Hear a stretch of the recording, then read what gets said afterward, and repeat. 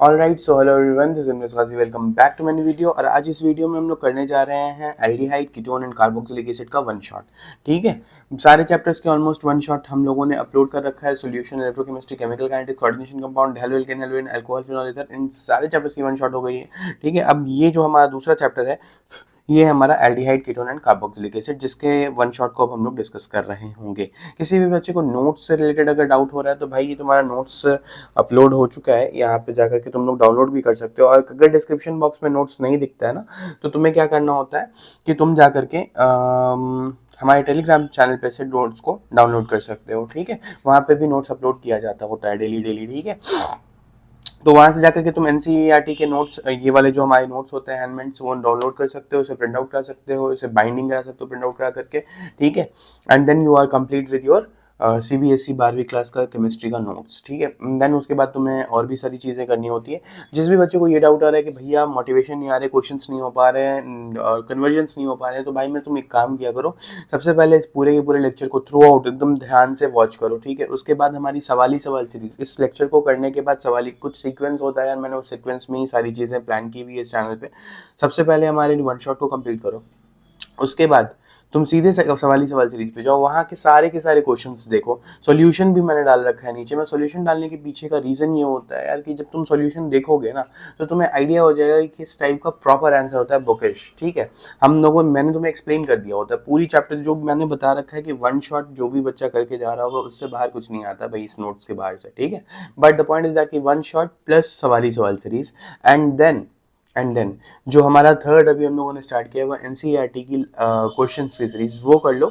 And उसके बाद एक चैप्टर अभी आएगा थोड़े दिन में, एक सीरीज और स्टार्ट करेंगे जिसमें हम लोग सारे के सारे कन्वर्जन करेंगे। ठीक है, तो हम चैप्टर वाइज कन्वर्जन इसलिए डाल रहे होंगे क्योंकि अगर तुम चैप्टर के साथ साथ कन्वर्जन भी करते जाओगे तो बेटर रहेगा। पूरा एक वीडियो बनाना 2 घंटे का, 2.5 घंटे का, 1.5 घंटे का, जिसमें सारे के सारे कन्वर्जन कराओ, is quite difficult for you guys to understand, क्योंकि एक ही वन शॉट में तुम पूरे के पूरे लेक्चर्स के कन्वर्जन्स देख रहे होगे। ठीक है, बट वो भी है, वो मैं जनवरी वगैरह में कर दूंगा तुम्हारे लिए, फरवरी में डाल दूंगा स्टार्टिंग वीक में, क्योंकि तुम्हारा पेपर 7 ऑफ फरवरी को है केमिस्ट्री का, राइट।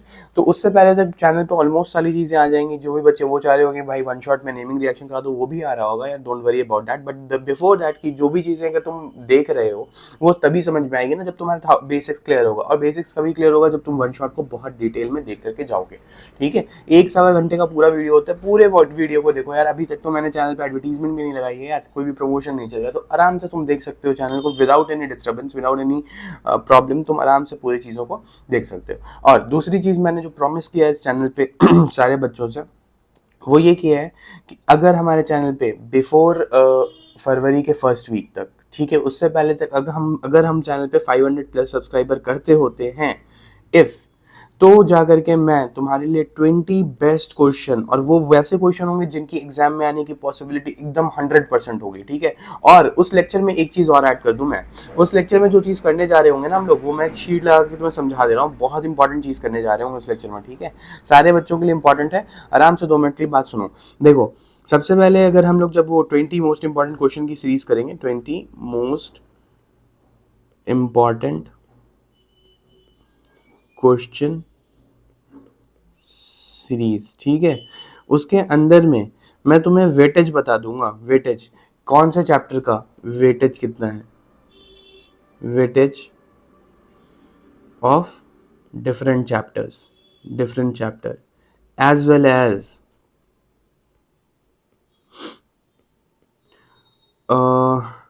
टॉपिक्स जो तुम्हारे चैप्टर में ही होंगे, टॉपिक्स। ठीक है, जैसे मान लो अगर सॉल्यूशन चैप्टर को ले लो तो वहाँ पे क्वालिटेटिव प्रॉपर्टी है वहाँ पे सॉल्युबिलिटी है, हेनरीज लॉ है, रॉल्स लॉ है ना। तो इन सारे टॉपिक्स से कितने क्वेश्चन आते हैं, आते भी हैं, नहीं आते हैं, किस टाइप के क्वेश्चन आते हैं, ये सारी चीज़ें उस 20 मोस्ट इंपॉर्टेंट क्वेश्चन वाली सीरीज में हम लोग लेकर के आ रहे होंगे। तो अगर कोई बच्चा पूरा पूरा फॉलो कर रहा होगा हमारे चैनल को, तो भैया उसके फायदे, नहीं कर रहा होगा नुकसान। ठीक है भाई, एकदम बेस्ट ऑफ बेस्ट क्वेश्चन की गारंटी है हमारी, वही सेम क्वेश्चन तुम्हारे पेपर में दिखेंगे तुम्हें, और फिर तुम रिग्रेट करो कि भैया ने बताया था हमने किया नहीं। ठीक है, without wasting our time start करते हैं चैप्टर को। बहुत ही ज्यादा इंपॉर्टेंट चैप्टर है हमारा। चैप्टर का नाम है aldehyde ketone and carboxylic acid. अब चैप्टर पे आ जाते हैं। मैंने 5 मिनट तक के लिए तुम्हें सब कुछ समझा दिया कि कैसे करना है चीजें। नहीं समझ में आई एक सेकंड और सुन लो, सीधे से वन शॉट वॉच करो, सॉरी सवाल सीरीज वॉच करो, एनसीईआरटी सोल्यूशन वॉच करो, कन्वर्जन की वीडियो आ जाएगी वो कर लो। और अगर हमारे चैनल पे 500 प्लस सब्सक्राइबर होते हैं तो 20 इंपॉर्टेंट क्वेश्चन विद वेटेज की कौन से टॉपिक से सबसे ज्यादा क्वेश्चन पिछले 10 साल में आए हुए हैं वो भी आ रहा होगा। But the condition is that 500 subscriber चाहिए ही चाहिए, वरना तो फिर नहीं आ रहा है वो। ठीक है, आज स्टार्ट करते हैं aldehyde ketone and carboxylic acid which is one of the most important chapter. Aldehyde के लिए सबसे पहले फंक्शनल यूनिट समझो। ये जो तीनों कंपाउंड्स हैं तुम्हारे, ये कार्बोनाइल कंपाउंड है, कार्बोनाइल कंपाउंड है। कौन सा कंपाउंड है? Carbonyl compound. Carbonyl compound definitely contains this, इसी को कहते हो कार्बोनाइल ग्रुप, इसी को कहते हो carbonyl group. This is a functional group, ठीक है, this is a functional group carbonyl group. ठीक है, तो यहाँ पे क्या हो जाएगा, C double bond O and this side देखो कार्बन की 4 वैलेंसी होती है, 2 तो ऑक्सीजन ने ले ली, एक यहाँ पर हाइड्रोजन और एक खाली रहता है। ठीक है, एक खाली रहता है या फिर यहाँ पे कोई भी अल्काइल ग्रुप लगा होता है।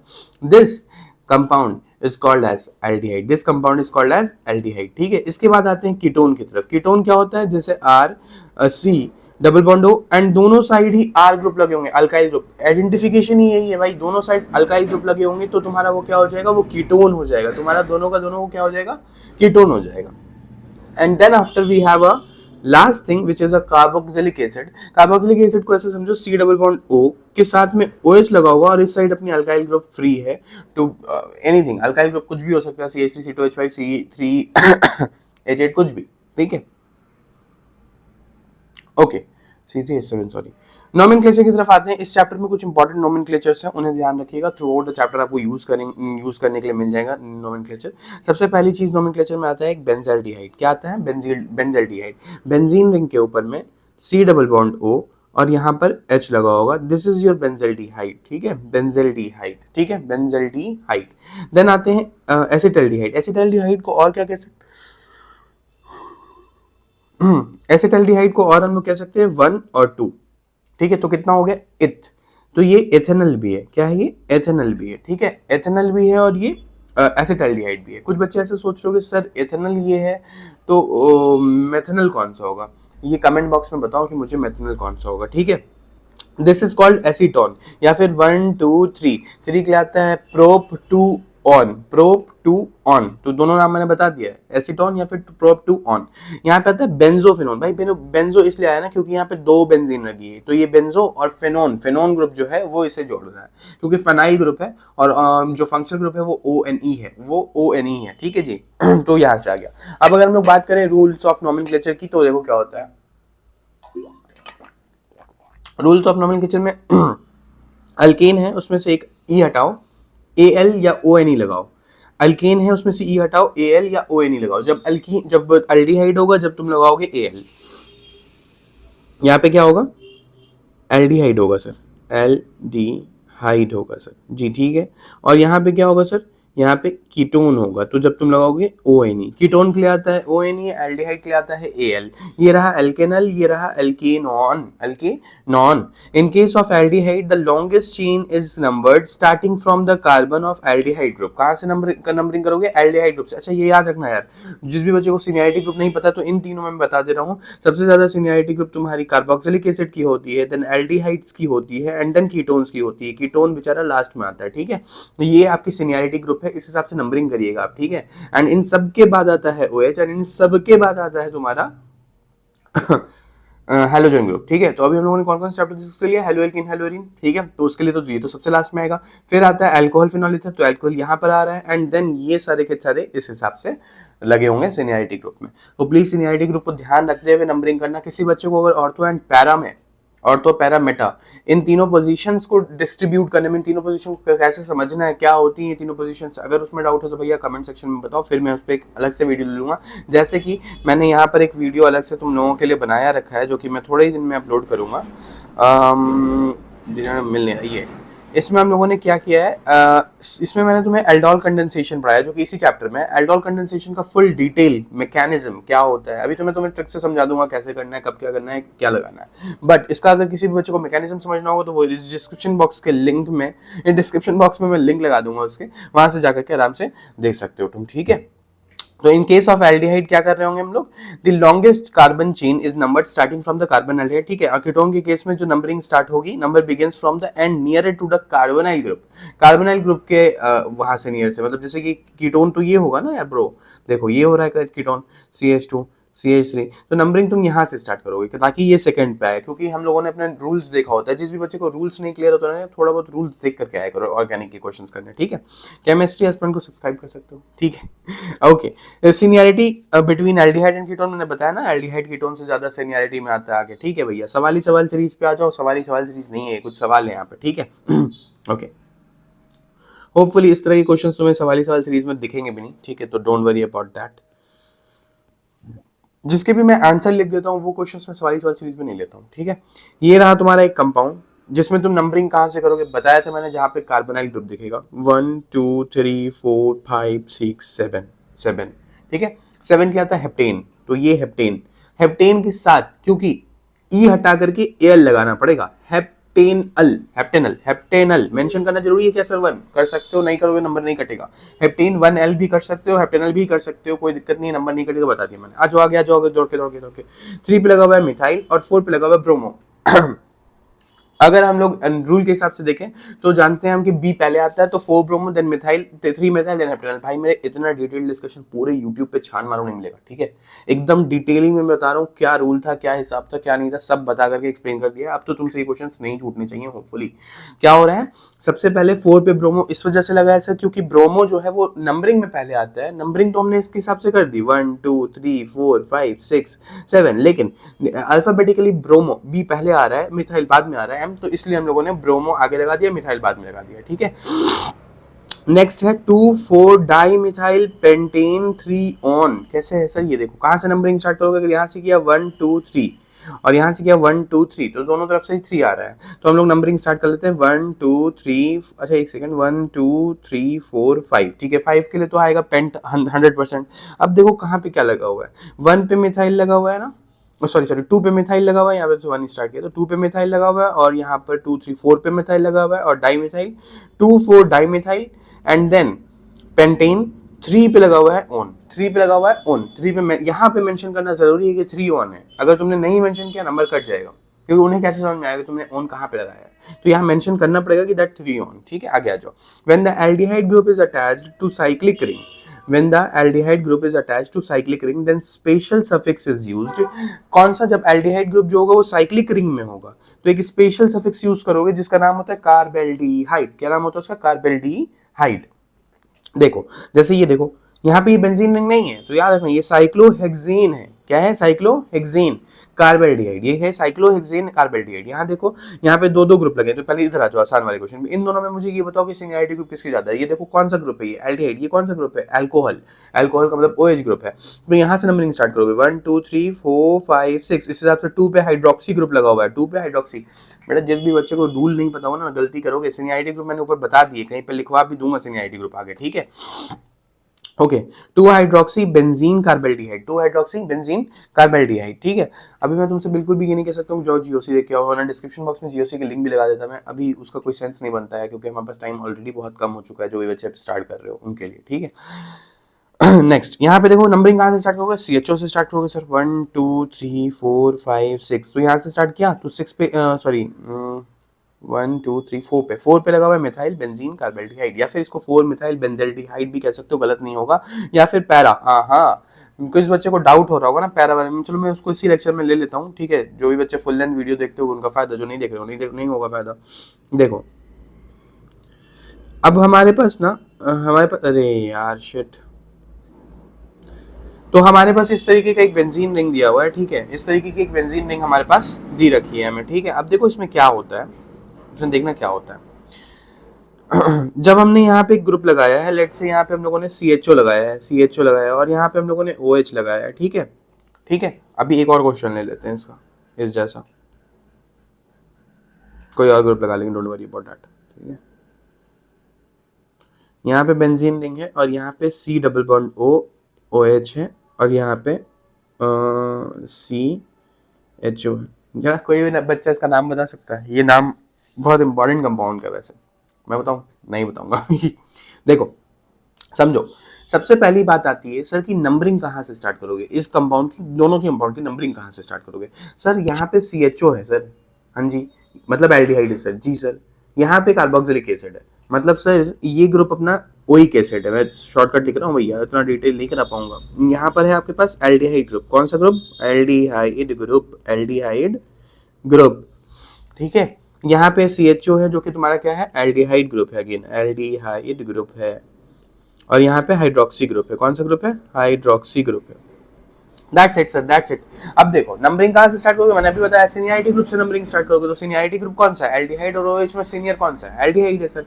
और कार्बोक्सिलिक एसिड मतलब ओइक एसिड और एल्डिहाइड में कौन सा है सर, ऑब्वियसली ओइक एसिड वाला है। तो नंबरिंग यहाँ से स्टार्ट करो, 1 2 3 4 5 6, राइट, 100% यही होगा जी।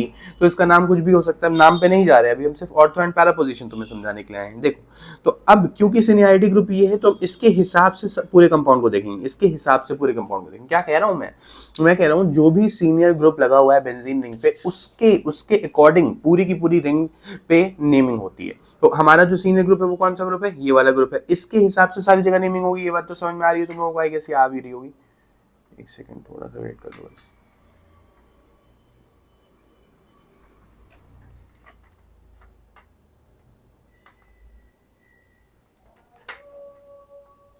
हाँ जी, तो उसके हिसाब से आई गेस ये भी, लाइटिंग सही नहीं आ रही है इधर यार, हाँ जी ठीक है।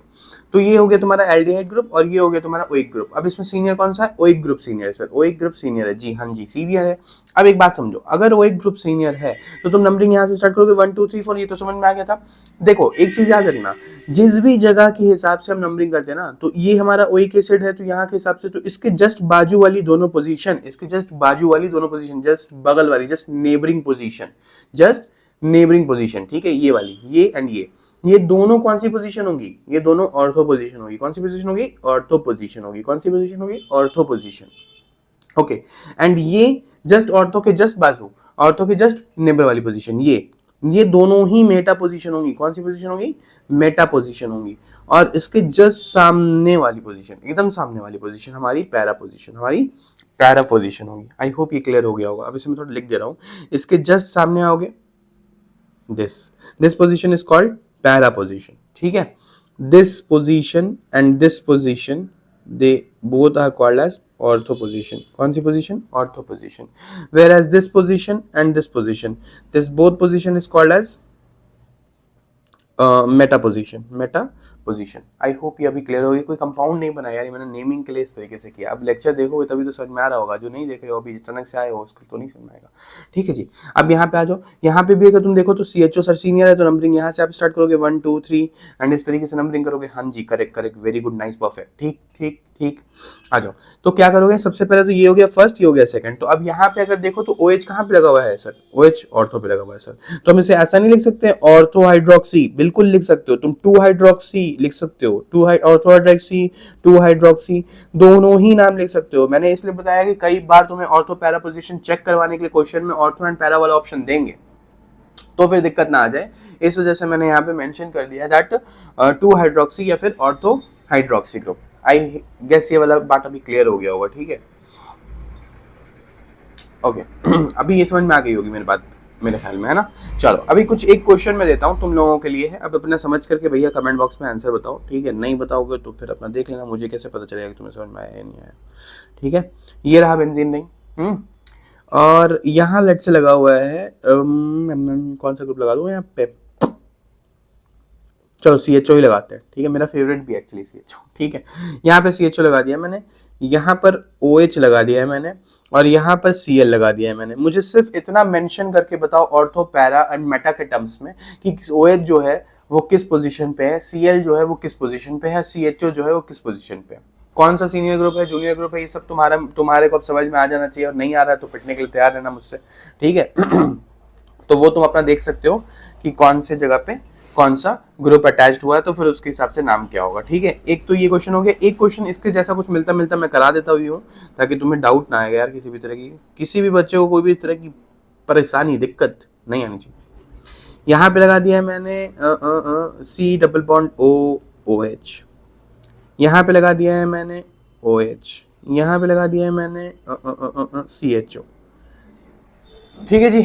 अब सबसे पहले तुम नंबरिंग कहाँ से स्टार्ट करोगे? नंबरिंग तुम्हारी हमेशा यहाँ से स्टार्ट होगी, 1 2 3 4, 1 2 3, तो ऑब्वियसली नंबरिंग इधर से जाएगी 1 2 3 4 5 और 6।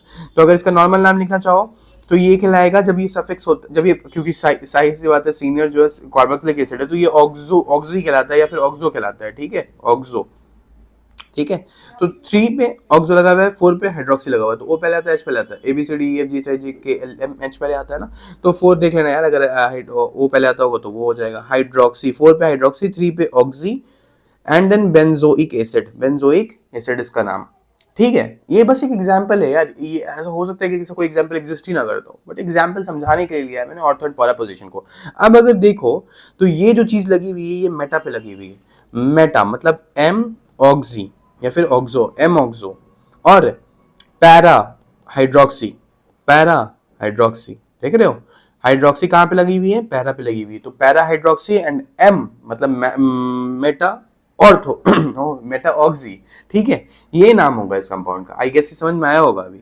अगर ये समझ में आ गया तो इन दोनों के नाम आप लोग कमेंट सेक्शन में मुझे पूरे बताएंगे तो बढ़िया बात हो जाएगी। ठीक है, तो वही यहाँ पे मैंने पैराफॉर्म में इसका आंसर लिखा है। यहाँ पे देखो 2 बार लगा, तो यहाँ से स्टार्ट करो, 2 3 4 5 और 6, तो 1 और 2 पे 2 बार लगा 1, तो बेंजीन 1 2 डाइकार्बोल्डिहाइड, बेंजीन 1 2 डाइकार्बोल्डिहाइड। समझ में आ गया होगा मेरे ख्याल में, आ गया जो और भी नाम लिया मैंने, CH3 CH2 C double bond O CH2 C double bond OH, मतलब यहाँ पर तुम्हारे पास एक बार कीटोन भी लगा हुआ है, एक बार एल्डिहाइड भी लिखा हुआ है। नंबरिंग तुम हमेशा यहाँ से स्टार्ट करोगे, एल्डिहाइड सीनियर होता है तो एल्डिहाइड बाद में आएगा, और कीटोन जो है वो एज अ सफिक्स आएगा, वो सॉरी एज अ प्रीफिक्स आएगा, और सफिक्स कौन आएगा? एल्डिहाइड। क्यों?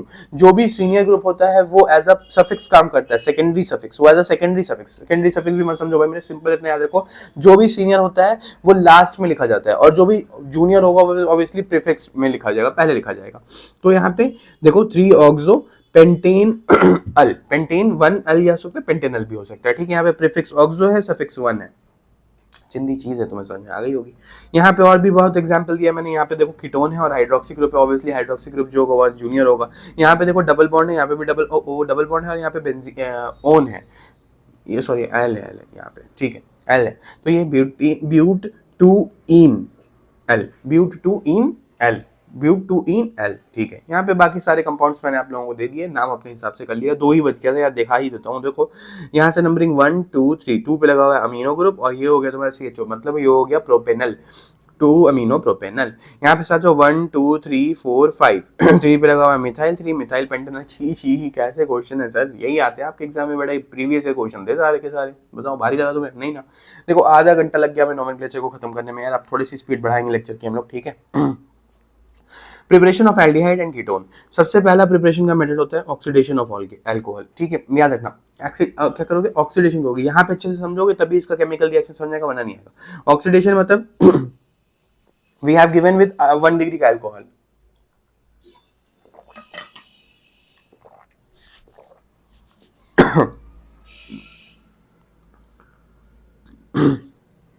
we have given with 1 degree का alcohol, CrO3 is behaving as a oxidizing agent। क्या है ये? Oxidising agent. ठीक है, ऑक्सीडाइजिंग एजेंट। ठीक है, तो ये क्या करेगा? ये इसको कन्वर्ट कर देगा कीटोन में, सॉरी एल्डिहाइड में। ठीक है, एंड देन ये 2 डिग्री वाला जो है वो किस में कन्वर्ट हो जाएगा? कीटोन में। यहाँ पे क्या होता है? CrO3 ऑक्सीडाइजिंग एजेंट है, ऑक्सीजन का एडिशन करेगा या फिर हाइड्रोजन को रिमूव करेगा। देखो यहाँ से एक हाइड्रोजन रिमूव, यहाँ से एक हाइड्रोजन रिमूव, इसने रिमूव कर दिया। यहाँ से ये वाला हाइड्रोजन रिमूव, यहाँ से ये वाला हाइड्रोजन रिमूव, देखो ये बना दिया इसने। तो बेसिकली हाइड्रोजन का रिमूवल भी कर सकता है, ऑक्सीजन का एडिशन भी कर सकता है। ठीक है, ओके। डिहाइड्रोजिनेशन ऑफ अल्कोहल, ये बहुत इंपॉर्टेंट पार्ट है। यही सेम रिएक्शंस केमिकल रिएक्शन में भी जाके पढ़ोगे जब एल्डिहाइड से अल्कोहल पे आना पड़ेगा, जब एल्डिहाइड रिएक्ट देखेंगे कैसा करेगा। ठीक है, तो ये देखो ये 1 डिग्री का अल्कोहल था, ये तो सेम देखो Cu300 जो होता है ना, Cu300 जो होता है वो बेसिकली कैसे बिहेव करता है? वो बेसिकली ऑक्सीडाइजिंग एजेंट के तरह ही बिहेव करता है 1 डिग्री और 2 डिग्री अल्कोहल में, लेकिन 3 डिग्री में उसकी बिहेवियर चेंज हो जाती है। जैसे ये 1 डिग्री का था, Cu300 डाले, देखो एकदम सेम रिजल्ट आ रहा है ना, देखो एकदम सेम रिजल्ट आया, देखो यहाँ पर भी एकदम सेम रिजल्ट आ रहा है ना। लेकिन ये एक्चुअली मेथड अलग है इसका। यहाँ पे ये क्या कराता है? डिहाइड्रोजिनेशन। डिहाइड्रोजिनेशन मतलब होता है एक H2 और एक H, मतलब H2 निकालता है। देखो निकाला एक H, जब निकला तभी तो ये बना। यहाँ से भी एक H और एक H, ये दोनों H निकला तभी तो ये बना। समझ रहे हो बात को मेरी अच्छे से, है कि नहीं? बस सर यही बात है। ओजोनोलिसिस ऑफ अल्कीन, यहाँ पे देखो ओजोनोलिसिस मतलब होता है कुछ मत करना। ओजोनोलिसिस में जो ट्रिक मैंने यहाँ पे लिखी है, डिटेल्ड अगर वीडियो चाहिए भैया तो तुम फिर पूरा का पूरा वो देखो, डिटेल्ड एक्सप्लेनेशन देखो इसका। वेयर एज अभी मेरे ख्याल में वन शॉट में जितनी चीजें मैं बता रहा हूँ उतनी इंपॉर्टेंट है भाई। सीधे सीधी रिएक्शन आएगी, आपको सीधे सीधे रिएक्शन करके दिखानी पड़ेगी। ओजोनोलिसिस ऑफ अल्कीन क्या होगा, ये अल्कीन है तुम्हारे पास, कुछ मत करो, इस बॉन्ड को ब्रेक कर दो O3 के through in the presence of ZnH2, ये याद रखिएगा वरना फिर दिक्कत आ जाएगी। O3 ZnH2O, इसके प्रेजेंस में जब इसको ब्रेक करोगे ना तो ये RC डबल बॉन्ड O और यहाँ पर H, और यहाँ पर भी बनेगा RC डबल बॉन्ड O और H, देख रहे हो। यहाँ देखो, यहाँ ब्रेक करोगे तो सी डबल बॉन्ड ओ, यहाँ पे सी डबल बॉन्ड पे कुछ मत करो, डबल बॉन्ड ब्रेक करो, उसकी जगह पे सॉरी डबल बॉन्ड को तोड़ो और उसकी जगह पे डबल बॉन्ड को ऑक्सीजन लगा दो। मेरे ख्याल में डबल बॉन्ड ब्रेक करो ऐसे, यहाँ पे डबल बॉन्ड ऑक्सीजन, यहाँ पे डबल बॉन्ड कार्बन पे डबल बॉन्ड ऑक्सीजन चिपका दो। ओजोनोलिसिस समझ में आ गया होगा मेरे ख्याल में। ओजोनोलिसिस में कुछ भी नहीं करना है, एक काम है डबल बॉन्ड को तोड़ो और डबल बॉन्ड की जगह पे कार्बन पे डबल बॉन्ड लगा दो, कार्बन पे डबल बॉन्ड ऑक्सीजन के साथ लगा दो, आ जाएगा आंसर तुम्हारा, ठीक है। हाइड्रेशन ऑफ एल्कीन क्या होता है, एल्कीन में पानी का एडिशन करना, ठीक है। हाइड्रेशन ऑफ एल्कीन, तो जैसे ही तुम हाइड्रेशन करोगे इसमें तो ये Hg H2SO4 एक्वस में डालते ही CH3 C double bond O और H, ये बन गया तुम्हारा एल्डिहाइड, ये बन गया तुम्हारा aldehyde. CH3 C triple bond C CH3, यहाँ पे भी HgSO4 H2SO4 डालोगे CH3 C double bond O CH2, ये यहाँ से तुम्हारा एल्डिहाइड बन गया और यहाँ से तुम्हारा कीटोन बन गया। तो अल्कीन के हाइड्रेशन के थ्रू भी हम लोग क्या प्रिपेयर कर सकते हैं, एल्डिहाइड्स, ठीक है। देखो ये जो प्रिपरेशन मेथड मैंने आपको बताया है, ये प्रिपरेशन मेथड आपका दोनों के लिए है। कौन से दोनों के लिए सर, कौन से दोनों के लिए, एल्डिहाइड और कीटोन दोनों के लिए ही है यहाँ पर, ठीक है। यहाँ पर हम लोग एल्डिहाइड और कीटोन दोनों के लिए ही देखते हैं। थोड़ा सा मैं इसकी वो कर दूं ताकि तुम्हें थोड़ा दिक्कत ना आए, बाद में भूल जाता हूँ मैं, ठीक है जी। तो ये आपके दोनों के लिए आ रहा है, एल्डिहाइड यहाँ से प्रिपेयर हो जाता है और कीटोन भी यहाँ से प्रिपेयर हो जाता है। मतलब ओजोनोलिसिस एल्डिहाइड और कीटोन दोनों प्रिपेयर कर देगा, जी हाँ। ऑक्सीडेशन दोनों प्रिपेयर कर देगा, जी हाँ। और अगर हम लोग चाहेंगे सर कि डिहाइड्रेशन कर दे, मतलब सॉरी डिहाइड्रोजनेशन कर दे तो भी प्रिपेयर कर देगा, जी हाँ। ये तीनों ही प्रिपरेशन मेथड्स जो होते हैं वो एल्डिहाइड और कीटोन दोनों में यूज होते हैं। वेयर एज एल्डिहाइड का कुछ अपना प्रिपरेशन भी मेथड है और उनमें सारे के सारे नेमिंग रिएक्शन, इसलिए समाप्त आराम से प्यार से समझो इसको। नेमिंग रिएक्शन की डिस्क्रिप्शन बॉक्स में मैंने लिंक डाल दी, तो तुम एक बार अगर चाहो अलग से नेमिंग रिएक्शन सारा करना तो वो भी तुम कर सकते हो, डोंट वरी अबाउट दैट, ठीक है। प्रिपरेशन ऑफ एल्डिहाइड, एल्डिहाइड की प्रिपरेशन में सबसे पहला प्रिपरेशन होता है रोजेन-मड रिडक्शन रिएक्शन। कौन सा reaction sir, Rosenmund reduction of acid chloride. ऐसे ये तुम्हारे पास एसिड क्लोराइड क्या होता है, C benzene ring C double bond O Cl, this is your acid का क्लोराइड, ठीक है। एसिड का क्लोराइड, क्योंकि एक्चुअली डेरिवेटिव है ना, कार्बोक्सिलिक एसिड का डेरिवेटिव है। देखो कार्बोक्सिलिक एसिड ऐसा दिखता होगा तुम्हें, यहाँ पे से तुमने OH हटा करके Cl लगा दो, डेरिवेटिव ही तो बन रहा है। OH हट रहा है, कुछ और है, डेरिवेटिव ही तो बन रहा है कार्बोक्सिलिक एसिड का, तो ठीक है। इसलिए हम लोग इसे कहते हैं क्या, एसिड क्लोराइड। याद रखना जब हम रोजेन-मड रिडक्शन का रिएक्शन की बात करते हैं तो हम लेते हैं acid chloride in the presence of PDBaSO4 H2 PDBaSO4 और H2 क्या होता है, H2 ऐड हो जाता है ऑब्वियसली, यहाँ पे से एक हाइड्रोजन हटता है और यहाँ पे H आ जाता है, ठीक है। This is all about the understanding part, mechanism ये नहीं है, अंडरस्टैंडिंग पार्ट यही है, ठीक है। मैकेनिज्म आपके सिलेबस में है बट वो अभी 12वीं के एग्जामिनेशन में मैकेनिज्म नहीं लिखने के लिए आता है कि भाई रोजेन-मड रिएक्शन का मैकेनिज्म लिखो। मैंने इसके लास्ट में, मैंने इस लेक्चर के लास्ट में कुछ क्वेश्चंस लगाए हैं। देखो इस पर्टिकुलर रिएक्शन को देखो, right the reaction involve in the following reaction, मतलब बताओ इस रिएक्शंस में कौन कौन से मतलब क्या होगा, क्या चीजें होंगी। तो यहाँ पे क्लेम्सन रिडक्शन है, कैनिजारो रिडक्शन है, ओल्फ-फ्रिक्शनर है, स्टेफेंस रिडक्शन है। इसी तरीके से यहाँ पे रोजेन-मड भी ऐड कर सकते हो, रोजेन-मड के बारे में भी बस रिएक्शन लिख करके उन्हें दिखा देनी है तुम्हें, ठीक है जी। आ जाओ, ओके यहाँ पे हम लोग देख रहे थे preparation Rosen-mud reduction of acid chloride. तो जैसे ये एसिड क्लोराइड ये रहा, इसको H2BaDaSO4 के साथ रिएक्ट करोगे तो ये एल्डिहाइड का फॉर्मेशन कर देगा। इसके बाद आता है स्टीफेंस रिडक्शन, जो कि वहाँ पे क्वेश्चन में भी था, प्रीवियस ईयर क्वेश्चन है भाई। अब हर जगह क्वेश्चन पे लिखूंगा नहीं कि 2017 2028, भाई माना है मानो मत मानो मत मानो, ठीक है। स्टीफेंस रिडक्शन, स्टीफेंस रिडक्शन होता है RC triple bond N, RC triple bond N, इसमें डालते हैं SnCl2 HCl के साथ, SnCl2 HCl के साथ। तो देखो यहाँ पे HCl इतना दिख रहा है ना, तो इसका मतलब है यहाँ पे SnCl2 HCl के साथ डालोगे ये रिडक्शन कराएगा। एक्चुअली Sn जो है वो रिड्यूसिंग एजेंट की तरह काम करेगा। तो पहले ये डबल बॉन्ड NH बनेगा, डबल बॉन्ड, पहले ये तो एक बॉन्ड टूट जाएगा और NH डबल बॉन्ड बनेगा, एंड देन इसका हाइड्रोलिसिस कर दोगे ना जब तुम, तो जाकर के तुम्हारे पास C डबल बॉन्ड O और H बनता है, दैट इज एल्डिहाइड। मतलब ये भी एल्डिहाइड हमारे पास बन रहा है, क्योंकि नाम ही है हम लोगों का, जो भी हम लोग पढ़ रहे हैं वो सिर्फ और सिर्फ एल्डिहाइड का प्रिपरेशन का रिएक्शन पढ़ रहे हैं। तो एक हमने पढ़ा रोजेन-मड रिडक्शन, दूसरा पढ़ा स्टीफेंस रिडक्शन, दोनों ही नेमिंग रिएक्शन, दोनों ही अपने आप में बहुत इंपॉर्टेंट। तीसरा है डाइबल H। डाइबल H में जो रिड्यूस एजेंट यूज होता है, यहाँ पे जो एजेंट यूज हुआ था वो कौन सा था, PDBaSO4 H2 के साथ में रोजेन-मड रिडक्शन, SnCl2 HCl के साथ में स्टीफेंस रिडक्शन, SN S आ रहा है, स्टीफेंस S आ रहा है। याद रखने की टेक्निक यही है कि SN जब भी होगा, स्टीफेंस जब भी होगा, तो SN आएगा वहां पर, SN रिएजेंट आएगा वहां पर, क्या कराएगा, रिडक्शन कराएगा। डाइबल H होता है aluminium hydride die isobutyl aluminium hydride, ठीक है, डाई आइसोब्यूटाइल अल्मोनियम हाइड्राइड इसका नाम होता है, ठीक है, डाइबल H का डाई आइसोब्यूटाइल अल्मोनियम हाइड्राइड, ठीक है, अल्मोनियम हाइड्राइड यहाँ पे, ठीक है। RC ट्रिपल बॉन्ड, यही पहले जो है ये सीधे कन्वर्ट कर देगा इसको एल्डिहाइड में, सीधे कन्वर्ट कर देगा इसको कहाँ, एल्डिहाइड में। देखो देखो देखो यहाँ पे देखो CH2 अगेन यहाँ पे, तो ये पूरा का पूरा ग्रुप ये एक्चुअली यहाँ से निकल जाता है ये पूरा ग्रुप, और ये देखो क्या लग गया है, दिख रहा है। तो ये पूरा का पूरा ग्रुप बेस्ट लिविंग ग्रुप भी होता है। एक्चुअली अगर तुम देखो ना तो ये अच्छे लिविंग ग्रुप भी होते हैं, इसी वजह से आसानी से यहाँ से निकल जाते हैं। फ्रॉम हाइड्रोकार्बन, हाइड्रोकार्बन कोई भी हो सकता है भाई। यहाँ पे बेंजीन रिंग पे CH3 लगा हुआ है, ये अपना बहुत प्यारा प्यारा सा कंपाउंड मैंने लिखना भूल गया हूँ यहाँ पे, ये टॉलिन है। कौन सा कंपाउंड है, अरे यार ये सब नहीं होना चाहिए था यार, तो इरेजर इतना बड़ा सा कौन ले लिया टॉलिन, कौन सी कंपाउंड है ये, टॉलिन, ठीक है। तो टॉलिन में हम लोगों ने क्या यूज किया, देखो अगर तुम गौर से देखो तो ये दिख रहा है तुम्हें अपना जाना पहचाना कंपाउंड, ये भी दिख रहा है तुम्हें अपना जाना पहचाना acid anhydride in the presence of एक ऑक्सीडाइजिंग एजेंट। क्या हुआ यहाँ पे, C डबल बॉन्ड O और H, मतलब एक हमारे पास क्या बन गया, carbaldehyde sir, carbaldehyde, oh shit, carbaldehyde बन गया, ठीक है, ध्यान रखना इस बात को भी। अगला देखो यहाँ पर भी हम लोगों ने टॉलिन ही लिया है, यहाँ CH3 मैं नीचे लगाया, कोई बात नहीं है, तो यहाँ पे भी नीचे ऐड हो जाएगा इसका। यहाँ पे एक इंपॉर्टेंट बात है, जब हाइड्रोकार्बन में CrO3 लोगे एसिड एनहाइड्राइड के साथ, तो जो कंपाउंड बनेगा वो बनेगा तो एल्डिहाइड ही।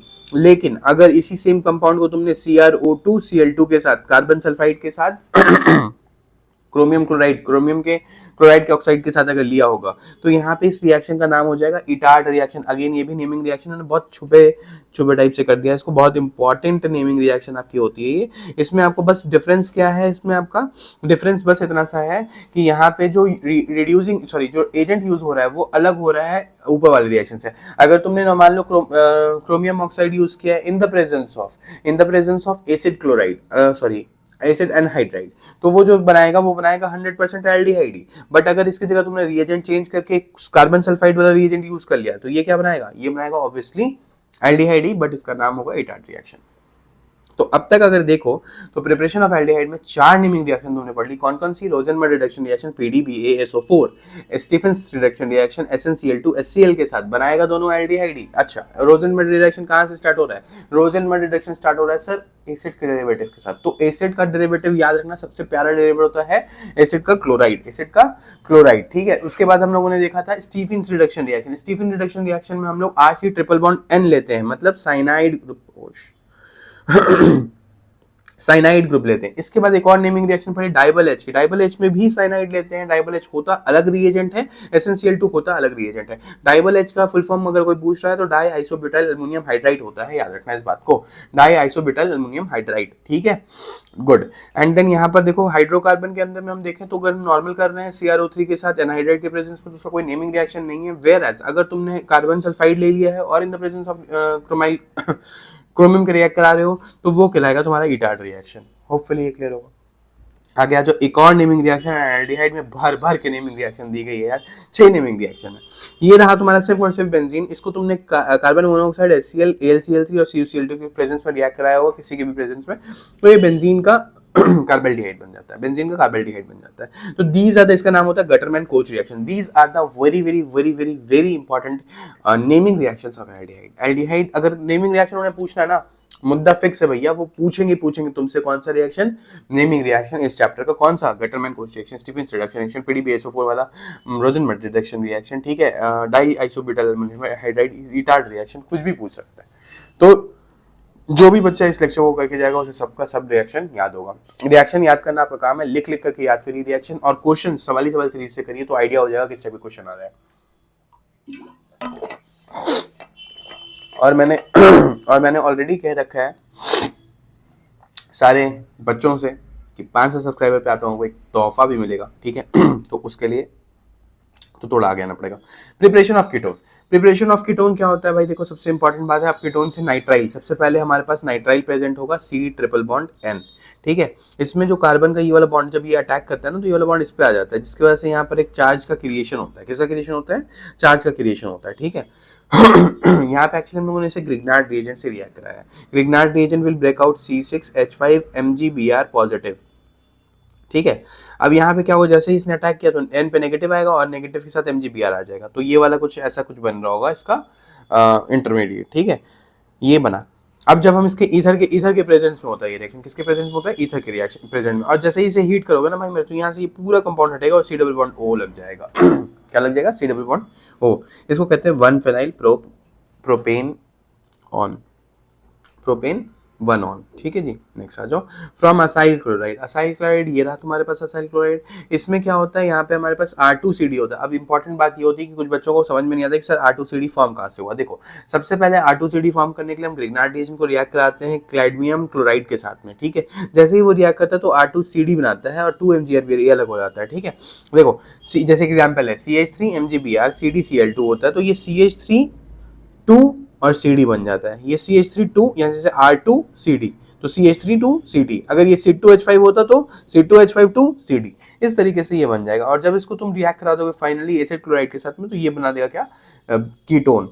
कब, जब इसका फर्दर रिएक्शन करा दोगे एसिड क्लोराइड के साथ। तो ठीक है, एसिड क्लोराइड तुम्हें मैंने पीछे भी बताया, तो ये स्टेप को थोड़ा सा हाईलाइट कर देते हैं यहाँ पे, ताकि सारे बच्चों को दिखे और समझ में आए कि इसके बाद क्या हुआ था। ठीक है, इसके बाद यहाँ पर है तुम्हारा रिएक्शन, ये रहा।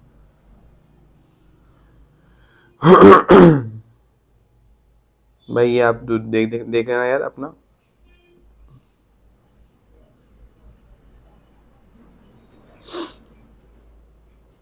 रंग बिरंगे करने का टाइम उतना है वो होता नहीं है, लेक्चर फिर लंबा हो जाएगा, लेकिन मैं चलो कर दे रहा हूँ भी, थोड़ा सा ड्राइंग भी कर लेनी चाहिए कभी कभी। ठीक है, बहुत भद्दी और बुरी ड्राइंग है, लेकिन अब जो है यही है। ठीक है, चलो तो ये तुम्हारा आंसर हो गया। बेंजीन रिंग में सीधे कुछ नहीं है, तुम एसिड क्लोराइड को उठाओ, एसिड क्लोराइड को उठाओ और रिएक्ट कराओ। यहाँ पर फिडलक्राफ्ट रिएक्शन याद आ रही होगी बच्चों को, बहुत सही, बहुत अच्छे, बहुत पढ़ने वाले हो तुम। असाइलेशन रिएक्शन हो रहा है बेंजीन रिंग में, क्या हो रहा है, असाइलेशन रिएक्शन। देखो असाइलेशन रिएक्शन से क्वेश्चन बन गया। यहाँ देखो, एक बेंजीन रिंग थी, दूसरी बेंजीन रिंग थी, असाइलेशन। यहाँ पे कुछ नहीं करना है, यहाँ पे इस ग्रुप को हटाओ और पूरे की पूरी जगह पे ये ग्रुप लगा दो, तो बेंजोफेनॉन। मैंने स्टार्टिंग में नाम बताया था, प्रिपरेशन भी बता दी, बेंजोफेनॉन कैसे बनता है। जी हाँ, आपको सारी चीजें मिलती है इस चैनल पे। ओके, फिजिकल प्रॉपर्टी स्टार्ट करते हैं भाई जल्दी से, क्योंकि अब physical property and chemical property के बाद हमारे पास पूरा कार्बोक्सिलिक एसिड भी वेट कर रहा है हमारा कि सर आप आ नहीं रहे। आ रहे हैं बेटा, आ रहे हैं। ठीक है, 40 मिनट के आसपास का वीडियो होने जा रहा है हम लोगों का, और हम लोगों ने फिजिकल स्टेट तक कर लिया है भाई मेरे, तो बहुत ही अच्छी स्पीड से चल रहे हैं। थोड़ी स्लो हो गई है स्पीड, लेकिन चल रही है। फिजिकल प्रॉपर्टी क्या होती है, फिजिकल प्रॉपर्टी में याद रखना, ऑर्गेनिक में 3 टॉपिक्स होंगे जिससे मोटा मोटी क्वेश्चन आते हैं फिजिकल प्रॉपर्टी में। पहला होता है बॉइलिंग पॉइंट, दूसरा होता है सॉलिबिलिटी, तीसरा कभी कभी मेल्टिंग पॉइंट भी घुस जाता है बेचारा। कभी कभी तो वो आ जाता है। ठीक है, याद रखो। बॉइलिंग पॉइंट का हिसाब मैंने तुम्हें बता दिया, as the number of carbon chain increases boiling point increases in every cases. Haloalkane हो, हेलोरीन हो, कुछ भी हो, कोई सा भी चैप्टर हो, अगर कार्बन इंक्रीज करेगा बॉइलिंग पॉइंट इंक्रीज करेगा, क्योंकि कार्बन इंक्रीज करेगा सरफेस एरिया इंक्रीज करेगा, उसको तोड़ने में टाइम लगेगा, उस बॉन्ड को ब्रेक करने में टाइम लगेगा। बॉइलिंग पॉइंट जिस बच्चे को नहीं पता ना, बहुत बैठ जाओगे मुझसे। सॉल्यूशन चैप्टर में बॉइलिंग पॉइंट का डेफिनेशन मैंने बताया था कि वो प्रेशर वो वेपर प्रेशर जिस पे एक्सटर्नल प्रेशर की इक्वल हो जाए। तो भैया वेपर प्रेशर को एक्सटर्नल प्रेशर की इक्वल होना है ना, तो वेपर्स बनेगा तब तो। वेपर्स अगर बहुत देर में बनना है तो भैया वो बहुत देर में इक्वल करेगा ना एटमॉस्फेरिक प्रेशर को या एक्सटर्नल प्रेशर को। अब वो बहुत देर में करेगा तो बहुत देर तक हीट देनी पड़ेगी, बहुत देर में बॉइलिंग पॉइंट अचीव होगा। आ रही बात समझ में, क्या कह रहा हूं मैं, फिर से बताता हूं। बॉइलिंग पॉइंट के बारे में सिर्फ इतनी बात बताई मैंने कि अगर कार्बन चेन इंक्रीज करेगा तो बॉइलिंग पॉइंट इंक्रीज करेगा। Reason behind this is that the surface area increases when the carbon number is increasing. बहुत तेजी में बोल दिया क्या, कार्बन नंबर इंक्रीज करेगा जब सरफेस एरिया इंक्रीज कर जाएगा, है ना। जब भी कार्बन नंबर इंक्रीज करेगा सरफेस एरिया इंक्रीज करेगा। अब देखो एक बात बताओ, बॉइलिंग पॉइंट होता है कि जितना वेपर्स बना, ठीक है, वो वेपर्स बाहर के प्रेशर को इक्वल करेगा। ये वेपर प्रेशर, इस वेपर का ऑब्वियसली प्रेशर होगा, तो इस वेपर का जो प्रेशर होगा वो बाहर के प्रेशर को इक्वल करेगा, जब ही होगी बॉइलिंग। आधी बात समझ में। अब अगर कोई लिक्विड तुमने लिया जिसका वेपर ही बहुत धीरे धीरे बन रहा है, बहुत स्लो बन रहा है, एकदम धीरे धीरे, तो ऑब्वियसली बहुत देर तक हीट करोगे जब जाकर के बहुत सारा वेपर बनेगा और जो जाकर के इक्वल करेगा बाहर के प्रेशर को। आई बात समझ में। तो जितना जल्दी वेपर्स बनेगा उतना कम बॉइलिंग पॉइंट होगा। तो जहां पर भी जितना देर में वेपर बनेगा तो सारे बॉन्ड्स को तोड़ने में टाइम लगेगा ना, तब तो वेपर बनेगा। जहां पे जितना देर में वेपर बनेगा उतना ज्यादा उसका बॉइलिंग पॉइंट। ठीक है जी, स्क्रीन बंद होने लगती है। The boiling point of aldehyde ketones, अच्छा हाँ ये तो हो गया सारे के लिए, सारे सब्जेक्ट के लिए। अब मतलब सारे सब्जेक्ट कह रहा हूँ, सारे के सारे चैप्टर्स के लिए। हेलोएल्केन में भी यही लगी थी बात, अल्कोहल में भी यही लगी, एल्डिहाइड में भी लग रही है, अमाइन में भी यही लगेगी। अब आती है डिफरेंसेस कि हेलोएल्केन हेलोरीन का बॉइलिंग पॉइंट उतना ज्यादा अच्छा नहीं था जितना अल्कोहल का था, क्योंकि अल्कोहल में हो रही थी extensive hydrogen bonding. Whereas अगर तुम यहाँ पर भी देखो तो एक बात देखो, the boiling point of aldehyde and ketones are higher than hydrocarbon. हाँ यहाँ पे हाइड्रोकार्बन और ईथर से तो हाई होगा, क्योंकि ईथर एंड हाइड्रोकार्बन में होती है dipole dipole interaction, whereas यहाँ पर होती है hydrogen bonding. It is due to dipole dipole dipole interaction. देखो बॉइलिंग पॉइंट यहाँ पर ज्यादा होगा, ऑब्वियसली यहाँ पे कम होगा, यहाँ पे तो और भी कम होने वाला है। ठीक है जी। Boiling point of aldehyde and ketones are lower than that of alcohol and of similar molecular mass in the absence of hydrogen bonding. बस यहाँ पर हाइड्रोजन बॉन्डिंग बहुत कम, ना के बराबर होती है। हाइड्रोजन बॉन्डिंग नहीं हो पाएगी ऑब्वियसली, हाँ जी, हाइड्रोजन बॉन्डिंग बहुत कम होती है या ना के बराबर होती है। इस वजह से एल्डिहाइड्स और कीटोन का जो बॉइलिंग पॉइंट होता है वो कम होता है अल्कोहल्स और फिनॉल। अल्कोहल और फिनॉल इज द किंग्स, ठीक है, they are the kings in terms of boiling point। याद रखना alcohol and phenols are the kings in terms of boiling point. क्यों? क्योंकि उनके पास एक्सटेंसिवली हाइड्रोजन बॉन्डिंग होती है, बहुत बढ़िया बॉन्डिंग होती है, उनके अंदर एक्सटेंसिव हाइड्रोजन बॉन्डिंग होती है, जिसकी वजह से बहुत टाइम लगता है टूटने में। ठीक है जी। ओके यहाँ देखो, यहाँ मैंने दोनों एग्जांपल लिया। यहाँ पे dipole dipole interaction, dipole dipole क्या होता है भाई मेरे, यहाँ देखो ना, डाइपोल क्रिएट तो हुआ, partial positive partial negative, dipole create हो गया। ठीक है, तो डाइपोल के वजह से यहाँ पर आ रहा है थोड़ा बहुत। ठीक है, dipole interactions are greater than that of the hydrocarbon में जो फोर्स होती है वैन डर वाल्स फोर्सेस से अच्छा होता है डाइपोल इंटरेक्शन, तो इसलिए डाइपोल इंटरेक्शन को हम मार्क्स देंगे। लेकिन हाइड्रोकार्बन और ईथर से ज्यादा मार्क्स देंगे, अल्कोहल से नहीं दे सकते, क्योंकि हाइड्रोजन बॉन्डिंग जो होती है वो इन सबसे बढ़िया होती है, और हाइड्रोजन बॉन्डिंग बहुत तगड़ी चीज होती है। ठीक है जी। तो यहाँ पर एक्सटेंसिव हाइड्रोजन बॉन्डिंग की वजह से alcohols and phenols have much more boiling point than that of the hydrocarbon और एल्डिहाइड और कीटोन एंड सो ऑन। ठीक है जी, आ जाओ। सॉलिबिलिटी दूसरा फैक्टर, मैंने बताया था सॉलिबिलिटी भी दूसरी फैक्टर होती है। ठीक है, पहला factor boiling point. Boiling point किस तरीके से वैरी करता है, अगर तुमने कार्बन नंबर इंक्रीज कर दिया तो बॉइलिंग पॉइंट इंक्रीज कर जाएगा। अगर ब्रांचिंग इंक्रीज कर दी, सरफेस एरिया कम हो गया, मैंने रीजन बता दिया पूरा, सरफेस एरिया कम हो गया, सरफेस एरिया कम हो गया, इस वजह से बॉइलिंग पॉइंट कम हो जाएगी। कब? जब ब्रांचिंग बढ़ाओगे। Solubility of aldehyde and ketones decreases as the size of alkyl group. हाँ भाई ये पानी में सॉल्युबल होते हैं, लेकिन अगर मैंने बताया तो हाइड्रोफोबिक पार्ट ज्यादा होगा, मतलब कार्बन वाला पार्ट ज्यादा होगा, तो ऑब्वियसली कम सॉल्युबल होंगे ये।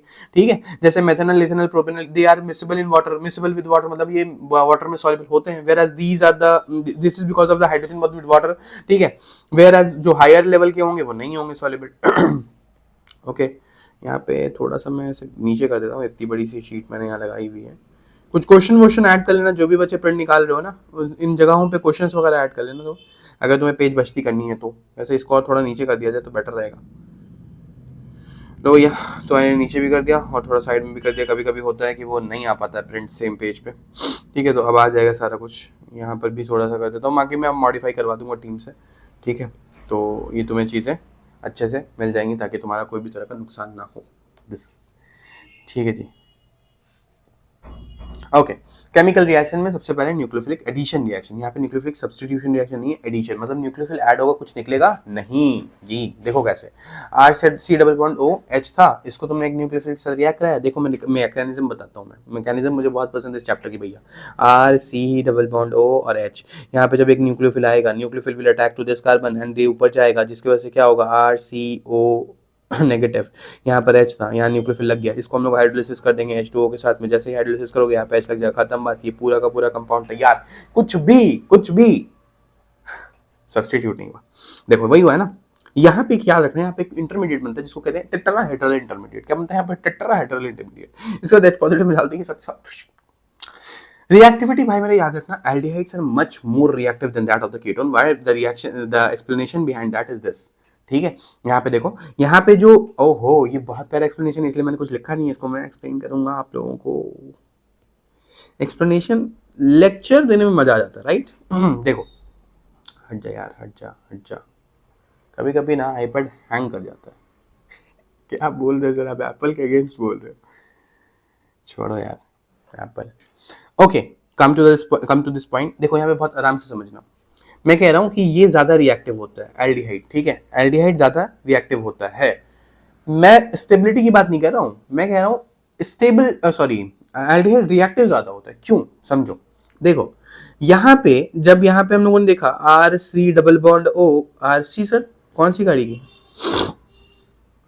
यहाँ पे पार्शियल पॉजिटिव, यहाँ पे पार्शियल नेगेटिव चार्ज, ठीक है जी। अब देखो एक बात बताओ, कार्बन पे इलेक्ट्रॉन की कमी हो गई है, तो यहाँ पे बेचारा एक ग्रुप है आर। आर ग्रुप क्या होता है? Electron donating. जिस भी बच्चे को नहीं पता है अभी से ध्यान रखना कि जितने भी आर ग्रुप होते हैं, मतलब अल्काइल ग्रुप होते हैं, CH3 C2H5 C3H7, ये सारे के सारे क्या होते हैं? इलेक्ट्रॉन डोनेटिंग ग्रुप होते हैं। क्या होते हैं? Electron donating group. कोई दिक्कत की बात नहीं है यार, अगर तुमने जीओसी नहीं पढ़ी तो भाई तुम्हारा है सब कुछ कराएगा, ठीक है। आर ग्रुप क्या होता है? बस याद रखना, इलेक्ट्रॉन डोनेटिंग ग्रुप होता है। तो इसने इलेक्ट्रॉन डोनेट कर दिया, जिसकी वजह से कार्बन पे इलेक्ट्रॉन डेंसिटी इंक्रीज कर गई, मतलब ये पार्शियल पॉजिटिव चार्ज कम हो गया है ना, इस वजह से ये स्टेबल है इस क्वेश्चन के हिसाब से, मतलब यहाँ पर ये ठीक ठाक सा है। अब यहाँ आ जाओ, यहाँ जब देखोगे ना तो ये जो पार्शियल पॉजिटिव चार्ज है ना, ये दो आदमी लोग हैं जो इसको स्टेबल बना रहे हैं, तो ये ज्यादा रिएक्ट करने के लिए तैयार नहीं है, क्योंकि इसकी जो पार्शियल पॉजिटिव वाला चार्ज है वो ऑलरेडी गॉन है। गॉन मतलब वो हट चुका है उसमें से, बहुत कम पार्शियल पॉजिटिव चार्ज है, क्योंकि दो ग्रुप हैं जो ऑलरेडी उसे दे रहे हैं उसके पार्शियल पॉजिटिव चार्ज को कम करने के लिए। वेराज यहाँ पे एक भी नहीं, एक है, सॉरी दूसरा नहीं है, यहाँ पे एक है, तो इसके कंपैरिजन में ये ज्यादा रिएक्टिव होगा, क्योंकि इस पे चार्ज थोड़ा बहुत भी है लेकिन रहेगा वो, वेराज इसमें खत्म होने के चांसेस ज्यादा है, या फिर बहुत कम होगा, इतना कम ये दिखेगा भी नहीं तुम्हें, दिखता तो वैसे भी नहीं है, ठीक है जी, क्लियर है। रिएक्टिविटी ऑफ एरोमेटिक रिएक्शन बताया तो मैंने, एल्डिहाइड ज्यादा रिएक्टिव होते हैं, एरोमेटिक। हाँ, यहाँ पर आ जाती है तुम्हारी बात पोलैरिटी की, और यहाँ पर तुम्हारा आ जाता है रेजोनेंस। जैसे ही यहाँ पे कोई रिएक्शन होता है ना तो रेजोनेंस अंदर आने लगता है बेंजीन रिंग के, तो फिर ये रिएक्टिव ज्यादा नहीं होती है। तो याद रखना कि एलिफेटिक वाला जो होगा एरोमेटिक के कंपैरिजन में ज्यादा रिएक्टिव होगा, क्योंकि उसमें कोई रेजोनेंस वगैरह नहीं होगा। जो इलेक्ट्रॉन होगा वो लोकलाइज्ड होगा, वेयर जो वहाँ पे इलेक्ट्रॉन होगा वो डीलोकलाइजेशन में चला जाएगा, ठीक है। Because of the polarity of carbonyl compound is reduced in benzaldehyde due to resonance. ये सारी चीजें लिख दी मैंने, आपको समझा दिया। Partial positive charge, electrophilicity reduce, ठीक है भाई, ठीक है। अरे यार, जैसे ही यहाँ पे पार्शियल पॉजिटिव चार्ज आएगा ये डबल बॉन्ड क्या नहीं बन के डोनेट कर देगा, फिर यहाँ पे रेजोनेंस होने लगेगा। एडिशन ऑफ HCN, एडिशन ही पढ़ रहे हैं हम लोग, क्या पढ़ रहे हैं? एडिशन ही पढ़ रहे हैं हम लोग। अभी तक हम लोगों ने सब्स्टिट्यूशन होता ही नहीं है, कहाँ से पढ़ोगे भैया? RC डबल बॉन्ड O, देखो कितना तेजी में बता दूंगा मैं। R-CN आया, CN नेगेटिव आकर अटैक करेगा, ये ऊपर जाएगा और यहाँ पे बनेगा RCN। इसका इंटरमीडिएट बता रहा हूँ, इंटरमीडिएट बन गया तुम्हारा ये, फिर हाइड्रोलाइसिस कर दो इसका, तो यहाँ पे OH आ जाएगा, बन गया तुम्हारा कंपाउंड। इसको कहते हो साइनोहाइड्रीन। ये इंपॉर्टेंट कंपाउंड है, इंपॉर्टेंट फॉर्मेशन है, बहुत बार आपके एग्जाम में आई है साइनोहाइड्रीन। देखो ये तो बहुत इंपॉर्टेंट है, ठीक है। नीचे आ जाओ, यहाँ पे मैंने और भी एग्जांपल करा दिए तुम्हें साइनोहाइड्रीन के।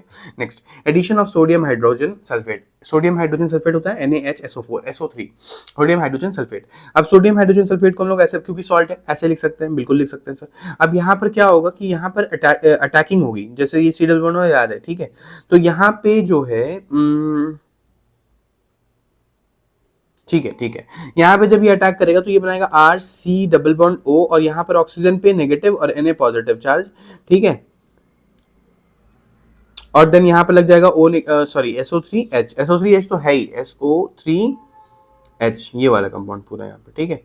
अब यहाँ पे ये लग गया एंड देन पूरी की पूरी रिएक्शन हो गई। SO3H यहाँ पर रिएक्ट करके देखो ये बन गया फाइनली SO3। तो इसको कहते हैं सल्फोनेशन। ये addition of sodium hydrogen, sodium hydrogen sulphate क्या हो रहा है यहाँ पे? SO3H का एडिशन हो रहा है, ठीक है।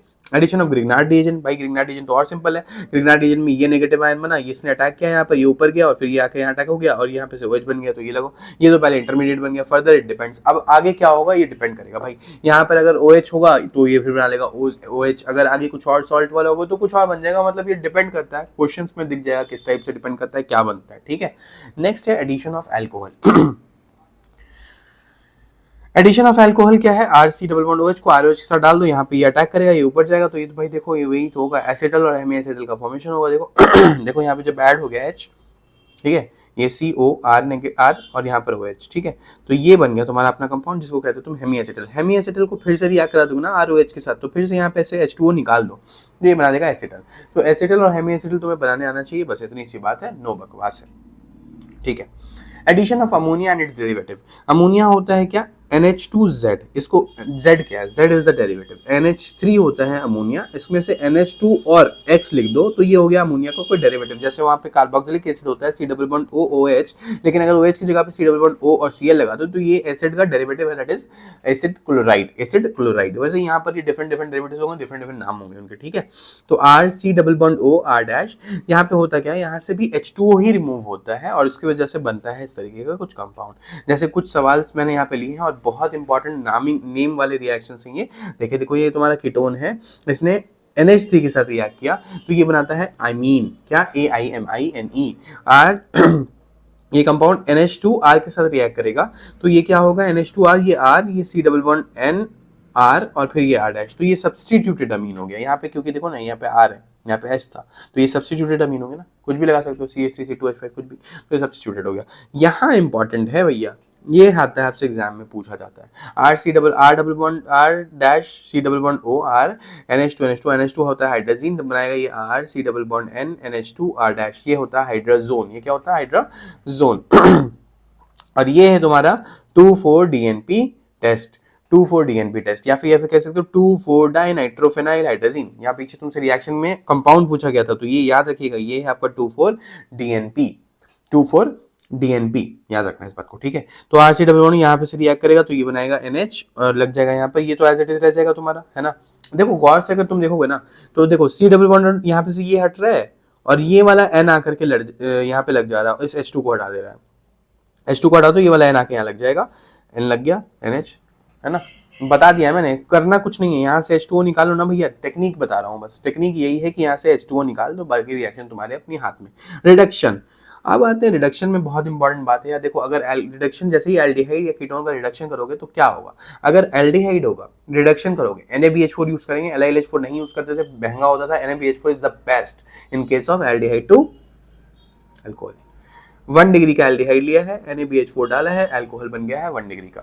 RC डबल बॉन्ड OR, यहाँ पे अल्कोहल सॉरी कीटोन है, तो यहाँ पे जैसे ही डालोगे तो ये बना देगा RCHOHR, मतलब 2 डिग्री का alcohol. Reduction to hydrocarbon, Clemmensen reduction and Wolff Kishner reaction, ये दोनों रिएक्शन आपकी जिंदगी है। वो लड़की नहीं, जिंदगी है मेरी, ओ माय गॉड। केमिस्ट्री को बनाओ जिंदगी, ठीक है। Reduction to hydrocarbon, reduction to hydrocarbon पहला होता है क्लेमेंसन रिडक्शन। क्लेमेंसन रिडक्शन में याद रखना ZnHG HCl के साथ आता है, RC डबल बॉन्ड O और R डैश, ठीक है। इसमें ZnHG को डालते हैं HCl के साथ में, तो ये बनाता है RCH2 R डैश, यहाँ पे क्या बना, हाइड्रोकार्बन। वैसे ही वुल्फ किश्नर रिएक्शन में भी हाइड्रोकार्बन बनता है, लेकिन हम यहाँ पे हाइड्रोजीन को लेते हैं। देखो यहाँ पे जस्ट मैंने बताया था तुम्हें कि ये जो तुम्हारा कंपाउंड है ये क्या है, हाइड्रोजीन। यहाँ पे हाइड्रोजीन को लेते हैं हम लोग, और हमारे पास ये वाला पहले वो बनता है इंटरमीडिएट, एंड देन KOH के साथ रिएक्ट कर जाते ही ये बन जाता है हमारे पास कंपाउंड। तो याद रखना दो रिएक्शन है, क्लेमेंसन रिडक्शन और Wolff Kishner reaction. Clemmensen reduction में ZnHG HCl के साथ, और वुल्फ किश्नर में NH2NH2 के साथ में, ठीक है जी। ऑक्सीडेशन, अब ऑक्सीडेशन में क्या होता है, एल्डिहाइड को अगर तुम कोई ऑक्सीडाइजिंग एजेंट के साथ रिएक्ट कराओगे तो वो अल्कोहल बनाएगा। सॉरी यहाँ पे मैंने कुछ उल्टा लिख दिया क्या, एल्डिहाइड का फर्दर ऑक्सीडेशन होगा तो एसिड बनेगा ना, गलत लिखा है यहाँ पे। एल्डिहाइड का फर्दर ऑक्सीडेशन कराओगे तो वो एसिड बनाएगा ना, ठीक है।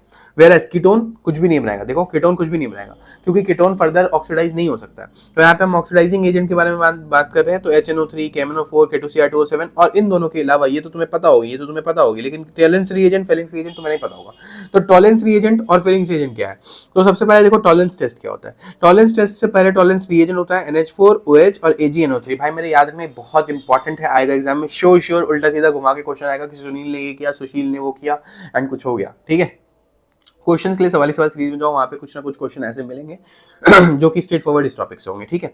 टॉलेंस रिएजेंट क्या था, NH4OH प्लस AgNO3, इसमें से तुम्हें क्या मिल गया, AgNH3 और पॉजिटिव। अब ये जो AgNH3 है ना, ये तुम्हारा काम करता है एज अ रिएजेंट। ये यहाँ पे रिएक्ट कराओगे जब तुम्हारे पास एल्डिहाइड होगा, अराइल ग्रुप हो सकता है, अल्काइल ग्रुप हो सकता है, तो ये रिड्यूस हो जाता है, इसका रिडक्शन हो जाता है और ये Ag बना देता है, जिसको हम लोग सिल्वर मिरर की तरफ से जानते हैं, और ये हमारे पास एक सॉल्ट बन के तैयार हो जाता है, जो कि अगला ऑब्वियसली हाइड्रोलाइसिस करते ही एसिड बन जाएगा, और उसके लिए करने की जरूरत नहीं है, यहाँ पे H2 ऑलरेडी है। अब reaction is not possible with ketone 100%, तो इस तरीके से तुम टॉलेंस रिएजेंट के थ्रू कीटोन को और एल्डिहाइड को अलग अलग कर सकते हो, क्योंकि कीटोन जो है वो टॉलेंस रिएजेंट के साथ रिएक्ट नहीं करता है, वेयर एल्डिहाइड रिएक्ट करता है जी, ठीक है।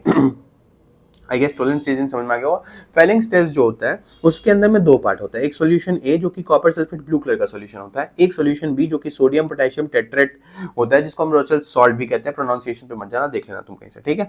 यहाँ पे RC डबल बॉन्ड OH इसका हम लोग सॉल्यूशन A प्लस B से रिएक्ट कराते हैं, तो ये ऑक्सीडेशन होता है। एक्चुअली देखो Cu2 पॉजिटिव बन गया है, Cu2 पॉजिटिव का रिडक्शन हो जाएगा और Cu पॉजिटिव बना लेगा, और यहाँ पे ये दोनों चीजें बन जाएगी। और ये जो Cu2O होता है ना, ये PPT होता है, इससे ही क्वेश्चन आता है कि रेड ब्राउन PPT मिल रहा है, तो तुम समझ जाना कि वो कौन सा रिएक्शन हो रहा है, कौन सा रिएक्शन हो रहा है, फेलिंग्स रिएक्शन, ठीक है। Fehling's reaction. अब एक लास्ट रिएक्शन है, नेक्स्ट रिएक्शन है हेलोफॉर्म रिएक्शन। हेलोफॉर्म रिएक्शन को बहुत अच्छे से समझ लो यार। रिएजेंट होता है NaOH मतलब बेस प्लस हैलोजन, इन दोनों को रिएक्ट करने पे NaOX मिलता है हमारे पास जो कि होता है NaOI, ठीक है। तो CH3 C double bond O C2H5, इसमें जब NaOI का रिएक्शन कराओगे तो Na positive O negative C double bond O ये बनता है हमारे पास एक कंपाउंड, और यहाँ पे CHI3, इसी तरीके से क्लोरोफॉर्म बनेगा जब क्लोरीन लोगे तो, ठीक है। एंड ये दोनों ही तुम्हारा पीपीटी बन के बाहर हो जाएगा। तो पीपीटी इंपॉर्टेंट है। पीपीटी सिर्फ कहाँ बन रही है अभी तक दिखा तुम्हें पूरे के पूरे चैप्टर में, अभी तक सिर्फ हेलोफॉर्म टेस्ट में पीपीटी दिखी। तो याद रखना इस बात का कि हेलोफॉर्म टेस्ट में और जब फेलिंग टेस्ट होगा तो इन दोनों में ही हमारे पास पीपीटी बनती है। कब फेलिंग टेस्ट होगा, फेलिंग टेस्ट को भी याद रखना यार कि फेलिंग टेस्ट भी कीटोन नहीं देगा और टॉलरेंस टेस्ट भी कीटोन नहीं देगा, ठीक है। वेयर एज हेलोफॉर्म टेस्ट जो होता है वो दोनों ही देता है। हेलोफॉर्म टेस्ट एक्चुअली कीटोन के लिए भी होता है। देखो ये ऑक्सीडेशन ऑफ मिथाइल कीटोन, ये सिर्फ और सिर्फ मिथाइल कीटोन होना चाहिए, और कुछ होगा तो नहीं हो पाएगा, मतलब मिथाइल कीटोन का ही ऑक्सीडेशन होगा, ठीक है। देखो मिथाइल कीटोन पूरा हट गया ना, ठीक है। और तो इसमें कुछ है नहीं। यहाँ पे एक क्वेश्चन मैंने लगा दिया है कि out of this and this which one gives iodoform test, ठीक है। आइडियोफॉर्म टेस्ट यहाँ पे लिखा है मैंने। आइडियोफॉर्म टेस्ट क्या होता है we will discuss about that, तो फिर बता दूंगा, ठीक है। इसके बाद आता है एल्डोल कंडेंसेशन, जिसको हम लोग स्टार्ट करेंगे 2 मिनट के बाद, ठीक है। जो नेक्स्ट चीज है हमारे पास वो है एल्डोल कंडेंसेशन। क्या है? एल्डोल कंडेंसेशन, ठीक है। अब देखो एल्डोल कंडेंसेशन क्या होता है, समझते हैं एल्डोल कंडेंसेशन को डीपली।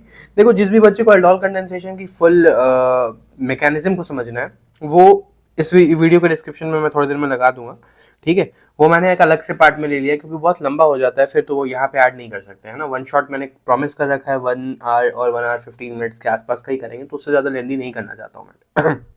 ओके देखो एल्डोल कंडेंसेशन, एक्चुअली यहाँ पे कंडेंसेशन कंडेंसेशन मतलब बनना, तो यहाँ पे एल्डोल बन रहा होगा। Am I right? Sounds right. Aldol condensation मतलब यहाँ पे एल्डोल बन रहा होगा। एल्डोल क्या हो रहा होगा? बन रहा होगा, ठीक है। जैसे देखो यहाँ पे 2CH3COOH है ना, मतलब यहाँ पे एक हमारे पास एल्डिहाइड है। क्या है हमारे पास? एल्डिहाइड। उसमें हम लोगों ने डाइल्यूट NaOH को डाल दिया, जिसकी वजह से यहाँ पे क्या हुआ, जिसकी वजह से यहाँ पे बना हमारे पास एल्डोल, ठीक है। एल्डोल क्या हुआ, देखो CH3 CH OH यहाँ लग गया है, CH2 C double bond O और H, ठीक है।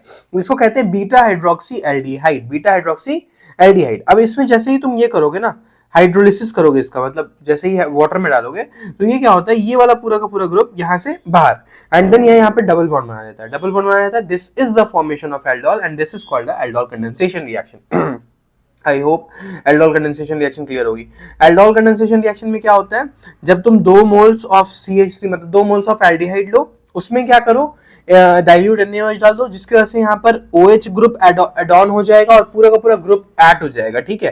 तो यहाँ पे हमारे पास बीटा हाइड्रोक्सी एल्डिहाइड का फॉर्मेशन होगा, एंड देन उसमें से H2O को OH यहाँ से रिमूव हो जाएगा। ऑब्वियसली H2O में डाल देना, हीट कर देना, बेसिकली उसे हीट करते हैं, ठीक है।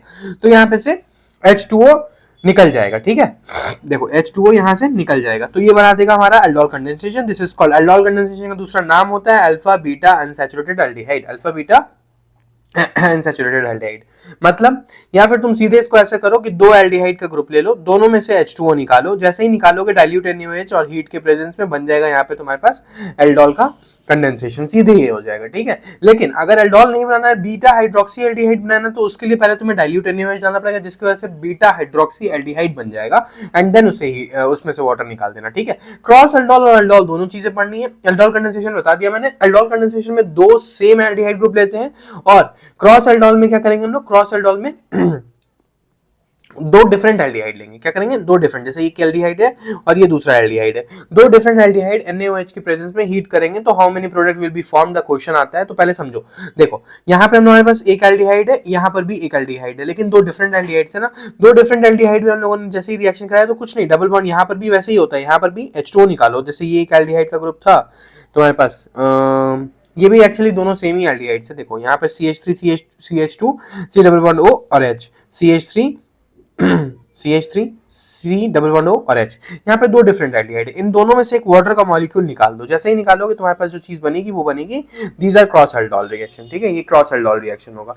यहाँ पे देखो, यहाँ पे भी देखो 2 अलग अलग एल्डिहाइड है, ये कुछ अलग ही ये तो कीटोन है भाई, एल्डिहाइड है ये, और ये तो कीटोन है। तो एल्डिहाइड और कीटोन के बीच में हुई है, मतलब 2 डिफरेंट कार्बोनिल ग्रुप से। यहाँ पे भी देखो 2 डिफरेंट एल्डिहाइड्स थे, ठीक है। सेम एल्डिहाइड के बीच में होने वाली रिएक्शंस होगी एल्डोल कंडेंसेशन, डिफरेंट एल्डिहाइड के बीच में रिएक्शन होने वाली होगी क्रॉस एल्डोल रिएक्शन। ओके, सो यहाँ पे हमारे पास ये बनता है ये वाला प्रोडक्ट, ठीक है। आई होप ये वाला पार्ट क्लियर हो गया होगा। नेक्स्ट जो नेमिंग रिएक्शन है, एल्डोल कंडेंसेशन के बारे में मैंने फिर से बता दिया। जिस भी बच्चे को डिटेलिंग चाहिए वो एक बार हमारा शॉर्ट जाकर के देख लो, नीचे डिस्क्रिप्शन बॉक्स में मैंने शॉर्ट की लिंक लगा रखी होगी, उसमें तुम्हें पूरा का पूरा एक्सप्लेनेशन मिल जाएगा एल्डोल कंडेंसेशन के बारे में।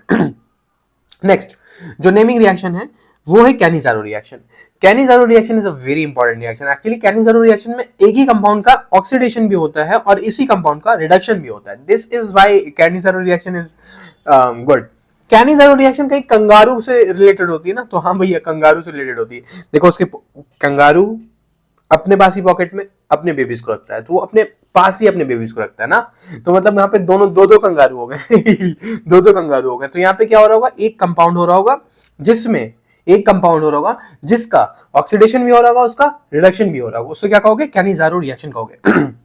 ओके तो यहाँ पे जो रिएजेंट होता है वो होता है concentrated NaOH in the presence of case. Basically दोनों बेसिस ही यहाँ पे हम लोग रिएजेंट की तरह रखते हैं, ठीक है। Must remember there should be no alpha hydrogen, so for Cannizzaro reaction to occur, this is a bullet, for Cannizzaro reaction to occur क्या होना चाहिए, there should be no alpha hydrogen present in the compound. So if we have given with a compound which has no alpha hydrogen, then that compound will definitely give the reaction with Cannizzaro reagent या फिर with concentrated NaOH with AOH, right? Okay, and this will be a disproportion reaction. I think I'm not wrong, I'm not right in pronunciation, but the thing is that कि disproportion reaction ही एक redox reaction का type होता है। disproportion reaction मतलब जिस reaction में reduction भी हो और oxidation भी हो same compound का, उसे कहते हैं disproportion reaction। I hope ये clear होगा अभी, है ना। तो देखो ये एक aldehyde बेचारा उठाया हमने, oxidation भी हो reduction भी हो, oxidation होकर के क्या बनेगा, aldehyde क्या होता है तो ऑक्सीडाइज होकर के अल्कोहल, सर अल्कोहल एक झापड़ एसिड, और वही एल्डिहाइड रिड्यूस होकर क्या बनता था, अल्कोहल। तो दोनों चीजें फॉर्मेशन हो गई। क्लियर है जी। आ जाओ एक सवाल देखो, यहाँ पे हमारे पास बेंजल्डिहाइड, यहाँ पर कॉन्सेंट्रेटेड NaOH डाला तुमने, तो benzene ring C double bond O negative Na positive, ये सोडियम बेंजोएट बना, एंड इसके साथ यहाँ पर ऑब्वियसली ये सोडियम बेंजोइक एसिड बना होगा, और यहाँ पर ये बेंजाइल अल्कोहल बना होगा, ये बेंजाइल अल्कोहल बना होगा, ठीक है। अब next electrophilic substitution reaction. Electrophilic substitution reaction क्या होगा, यहाँ पे इलेक्ट्रोफिल आकर के सब्स्टिट्यूट हो जाएगा, इलेक्ट्रोफिल आकर के क्या हो जाएगा, सब्स्टिट्यूट हो जाएगा। देखो इलेक्ट्रोफिलिक सब्स्टिट्यूशन रिएक्शन कौन सा ग्रुप, ये ग्रुप जो होता है वो मेटा डायरेक्टिंग होता है, जो तुम्हारा एक्चुअली एल्डिहाइड ग्रुप होता है वो मेटा डायरेक्टिंग होता है, ठीक है। तो ये जब बेंजीन रिंग के साथ लगा होगा, कॉन्सेंट्रेटेड HNO3 H2SO4 डालोगे, जानते हो तुम इन दोनों से क्या होता है, नाइट्रेशन NO2 मिलता है पॉजिटिव का, ये इलेक्ट्रोफिल जनरेट हो जाता है, ये आके ऐड हो जाएगा कहाँ पर, सिर्फ मेटा पोजीशन पे। यहाँ पर याद मत रखना, गलती से भी टिक मत मार देना, क्योंकि अब तक सारी जगह पे तुम लोगों ने ऑर्थो एंड पैरा पढ़ा है, तो खड़ाक से ऑर्थो एंड पैरा पे मार दो, गलत हो जाएगा, जो कि पैरा वाला मेजर होता है ग्रेड ग्रेड के टाइकॉटेट। What type of aldehyde undergoes Cannizzaro reaction, the aldehyde which has no alpha hydrogen will definitely goes with Cannizzaro reaction. This does not undergoes aldol condensation. Obviously ये reaction देखो यहाँ पे CH3 CH3 CH3 CHO, तो कहाँ है इस पे, ये रहा हमारा फंक्शनल ग्रुप, इसके बाजू वाले कार्बन पे मैं अल्फा, इसको खोगे अल्फा कार्बन, और इसके वाले पे हाइड्रोजन जो होगा उसको क्या खोगे, अल्फा हाइड्रोजन है क्या, एक भी अल्फा हाइड्रोजन नहीं है ना, because there is no alpha hydrogen, that is why this compound will definitely does not give undergoes या फिर does not give aldol condensation, ठीक है जी। अब आते हैं इस चैप्टर के लास्ट पार्ट पर, जो कि है हमारा कार्बोक्सिलिक एसिड। कार्बोक्सिलिक एसिड, ठीक है, क्या होता है कार्बोक्सिलिक एसिड, नाम क्या होता है, रिएक्शंस क्या होते हैं, नेमिंग रिएक्शन कौन कौन से हैं, सारी चीजें हम लोग कर रहे होंगे अभी जस्ट इस वीडियो में। तो आई गेस वीडियो 1 घंटे की हो गई है, ठीक है, तो बस अब थोड़ी देर में हम लोग इसको कंक्लूड कर देंगे। जो क्वेश्चंस की सीरीज होती है यार, वो सवाल ही सवाल सीरीज में होती है, क्योंकि मैं नहीं चाहता हूँ कि 1 घंटे से ज्यादा तुम्हारा फोकस स्क्रीन पे बना रहे, 1 घंटे में तुम्हें सारी चीजें आ जानी चाहिए, ठीक है जी। ओके, कार्बोक्सिलिक एसिड, सबसे पहले नामकरण देखो, नामकरण क्या करेंगे, अल्केन में से एक ई हटाओ, ओइक एसिड जोड़ दो, बन जाएगा alkanoic acid, which is the naming of carboxylic acid, carboxylic acid, ठीक है। कार्बोक्सिलिक एसिड इज अ दादा इन होम। क्या मतलब इस बात का? मैंने बताया है तुम लोगों को, जिस भी बच्चे को एक बार भी मुझे कमेंट बॉक्स में बता सकते हो यार, देखो बिना शर्माए बिना किसी हेजिटेशन के, तो मुझसे सीधे सीधे कमेंट में बोल दो, वरना तुम्हें मेरी इंस्टाग्राम की आईडी मिल रही होगी, वहां पर जाके कमेंट बॉक्स में मुझसे एक बार पूछ लो कि भैया आप मुझे सीनियरिटी ग्रुप बता दो, मैं किसी ना किसी वीडियो में किसी ना किसी थ्रू से तुम्हें सीनियरिटी ग्रुप को एक्सप्लेन कर दूंगा, ठीक है। शर्माओगे तुम्हारा नुकसान होगा, क्योंकि तुम ऑनलाइन अगर पढ़ रहे हो यूट्यूब पे विदाउट एनी पेमेंट, तो वो सारी चीजें तुम्हारे अपने ऊपर होती है कि तुम टीचर से डायरेक्टली इंटरेक्ट करके कहो कि तुम्हें वो चीज नहीं आती है, ठीक है। तो किसी भी बच्चे को अगर सीनियरिटी ग्रुप का आइडिया नहीं है या उसे नहीं पता है कि कौन से ग्रुप पहले, किनको हम लोग ज्यादा प्रेफरेंस देते हैं, किनको कम देते हैं, तो वो मुझसे सीधे कह सकते हो। मैं अगले वीडियो में किसी ना किसी वीडियो में ऐड कर दूंगा तुम्हारे लिए। अगला चैप्टर हमारा अमाइन है, जो कि अगेन वेरी इंपॉर्टेंट है, तो वहां पे भी नोमेनक्लेचर आएगी तो वो वहां पे मैं ऐड करने की कोशिश कर दूंगा। But the point is that तुम्हें कहना पड़ेगा मुझसे, कहीं पर भी कहो, तुम्हारी मर्जी है, तुम इनबॉक्स में आके कहो मुझसे, है ना। ओके तो अल्कोनोइक एसिड हो गया। कार्बोक्सिलिक एसिड ज्यादा होते हैं घर में मतलब इनकी प्रेफरेंस सबसे ज्यादा होती है, इनकी सबसे ज्यादा वैल्यू होती है, ठीक है। जैसे ये मेथनोइक एसिड हो गया। मीथेन क्यों कह रहे हैं सर, सी है ना, मेथेनोइक हो जाएगा, एक ही कार्बन है। यहाँ पे ये एथेनोइक एसिड हो जाएगा, इसको ही एसिटिक एसिड भी कहते हैं, एसिटिक एसिड भी कहते हैं। ये हो गया तुम्हारा एथेन ऑक्सैलिक एसिड, जिसको इथेन डाइओइक एसिड भी कहते हैं। डाइओइक मतलब क्योंकि सर, क्योंकि 2 COOH ग्रुप लगे हुए हैं ना। यहाँ पे देखो ये बेंजीन 1,2 डाई कार्बोक्सिलिक एसिड है। यहाँ पे देखो ये तो अपनी नॉर्मल बेंजीन कार्बोक्सिलिक एसिड है, इसी को बेंजीन 1,2 डाई कार्बोक्सिलिक एसिड को ही पैथोलिक एसिड भी कहते हैं। यहाँ पे एक सवाल मैंने करा दिया आप लोगों को बेंजीन रिंग में C डबल बॉन्ड O, अच्छा तो यहाँ पे नंबरिंग कहाँ से स्टार्ट करोगे, 1। अब इधर जाना है या इधर, ये तो सोचना पड़ेगा। इधर या इधर जाने के पहले सबसे पहले देखो ABCD देखोगे तो इधर आना पड़ेगा, तो 1 2 3 4 5 6 3 ब्रोमो 5 क्लोरो बेंजोइक एसिड। यहाँ आ जाओ 1 2 3 सब क्वेश्चन मैंने कराया, इसी का नाम होता है salicylic acid as well, 2 hydroxo benzoic acid, ठीक है। आ जाओ सवाल ऑन सीनियरिटी के हिसाब से सवाल देखो, तो भाई तुम्हें जब मानते हो यहाँ से नंबरिंग स्टार्ट करोगे तो 1 2 3 4 और 3 पे लगा हुआ हाइड्रोक्सी, तो 3 हाइड्रोक्सी ब्यूटानोइक एसिड। यहाँ पे आ जाओ, इसका नाम आप लोग खुद से करना यार, देखो यहाँ पे डबल बॉन्ड भी लगा हुआ है, ट्रिपल बॉन्ड भी लगा हुआ है और कीटोन ग्रुप भी लगा हुआ है। तो इसका नाम तो वो बच्चे बताएंगे जिन्हें दिक्कत नहीं, जिन्हें दिक्कत आ रही होगी उनसे नहीं बनेगा तो भैया दिक्कत है तुम्हारे लिए। क्यों, क्योंकि ये क्वेश्चन पूछा गया था CBSE 2000 बीच में, CBSE 2000 बीच में। अब तुम्हारी मर्जी, तुम करो या ना करो, ठीक है। चलो नेक्स्ट, अब आते हैं मेथड ऑफ प्रिपरेशन पे। ऑब्वियसली एसिड्स को हम लोगों ने देखा भी कैसे प्रिपेयर कर रहे थे, एल्डिहाइड से प्रिपेयर कर रहे थे, राइट। फ्रॉम 1 डिग्री का अल्कोहल या फिर एल्डिहाइड। हाँ, अगर अल्कोहल पे तुमने कौन सा एजेंट यूज करोगे, ऑक्सीडाइजिंग एजेंट। अगर वीक ऑक्सीडाइजिंग एजेंट करोगे तो वो पहले एल्डिहाइड बनाएगा। अगर उस वीक ऑक्सीडाइजिंग एजेंट के साथ प्रोलॉन्ग हीटिंग करोगे तो वो एल्डिहाइड फर्दर कार्बोक्सिलिक एसिड बना देगा। वेयर एज अगर तुमने strong oxidising agent 1 degree alcohol में डाला, सीधे से क्या बना देगा, एसिड। या फिर अगर तुमने 1 डिग्री एल्डिहाइड पे ऑक्सीडाइजिंग, स्ट्रॉन्ग ऑक्सीडाइजिंग या माइल्ड ऑक्सीडाइजिंग एजेंट कुछ भी डालो, वो बनाएगा क्या, एसिड। ये बात को याद रखना, यहाँ पे मैंने पूरा लिख दिया है। KMnO4 is one of the most important and one of the most strongest oxidising agent, ठीक है। तो यहाँ पे मैंने आप लोगों के लिए एक्सप्लेन भी कर दिया। अब दूसरा आता है from alkyl benzene. We know that alkyl benzene is nothing but toluene, we can say that कि ये भी हमारा अल्काइल बेंजीन है। इन सब पे कुछ मत करो भाई, इसके यहाँ पे मैंने नहीं लिखने का मतलब है कि और भी कोई हो सकती है, ठीक है, कोई कंडीशन नहीं है यहाँ पर, ठीक है, कि टॉलिन ही होनी चाहिए, ठीक है। तो हम लोगों ने इसमें KOH और KMnO4 डाल दिया है। KMnO4 ऑक्सीडाइजिंग एजेंट है, क्या करेगा, इस पूरे ग्रुप को हटाएगा, C double bond O OH acid benzoic acid बना देगा। फ्रॉम नाइट्राइल और अमाइड, ये रहा तुम्हारे पास नाइट्राइल, और नाइट्राइल के बाद अमाइड भी बताना पड़ेगा, क्या अमाइड के लिए मैंने अलग से बताया, अच्छा चलो आगे बता दिया। तो ये रहा तुम्हारे पास नाइट्राइल एंड अमाइड। नाइट्राइल ये रहा RC ट्रिपल बॉन्ड N, इस पे H पॉजिटिव, मतलब एसिडिक मीडियम में जब ये रिएक्ट करेगा तो ये इसको अटैक करेगा ऑब्वियसली ट्रिपल बॉन्ड, तो ये OH ये आ जाएगा, ऊपर आ जाएगा OH, ठीक है। एंड देन यहाँ डबल सिंगल बॉन्ड और यहाँ पर बन जाएगा NH, ठीक है। ये क्या होता है, ये एक्चुअली जब इसे तुम H2O के साथ, मतलब H2O में डाल देते हो उसमें, तो क्या होता है, ये OH के साथ चला जाता है, H के साथ चला जाता है, तो ये NH3 बाई प्रोडक्ट यहाँ पे बन के निकल जाता है अमोनिया, और बनता क्या है तुम्हारा एसिड। तो एसिड तैयार, अमोनिया तैयार, रेस्ट। आगे आ जाओ।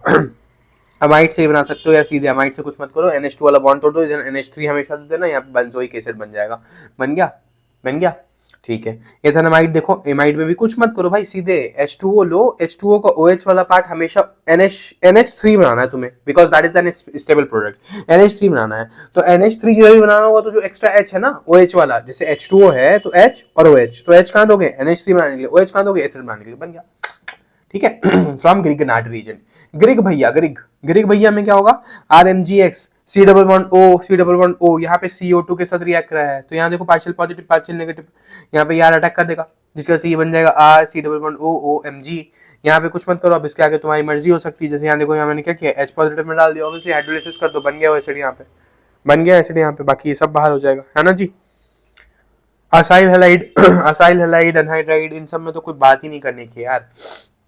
असाइल हैलाइड है RC double bond O Cl, यहाँ पे क्या हुआ, HCl बस सिंपल H2O डालते जाओ ना, H2O डालते जाओ, तुम्हारे पास आंसर आता जाएगा, ठीक है। तो जो फिजिकल प्रिपरेशन वाला मेथड्स है कार्बोक्सिलिक एसिड का, these are the I think आसान मेथड्स है, वो तुम आराम से बना सकते हो कार्बोक्सिलिक एसिड उनके थ्रू, ठीक है।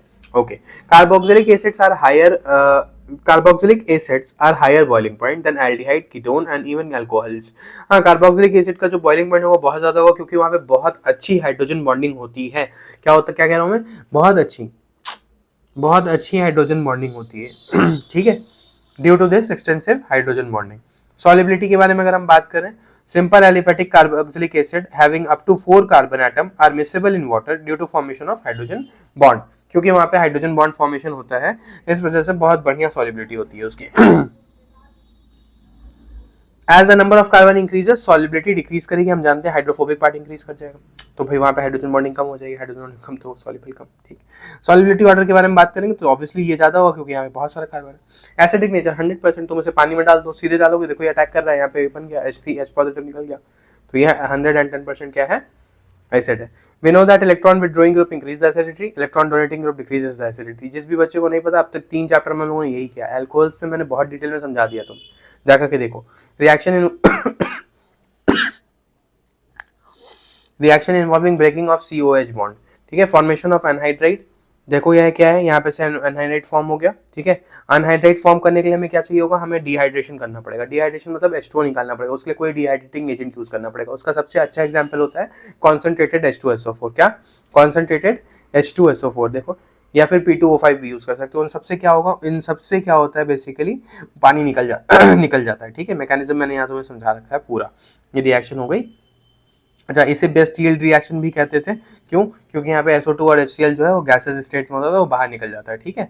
रिएक्शन विद अमोनिया की अगर हम लोग बात करें, तो हम लोगों ने कार्बोक्सिलिक एसिड को अमोनिया के साथ रिएक्ट कराया, तो अमोनियम बेंजोएट बना, उसको हम लोगों ने हाइड्रोलिसिस कर दिया, जिसकी वजह से बेंजामाइड बन गया।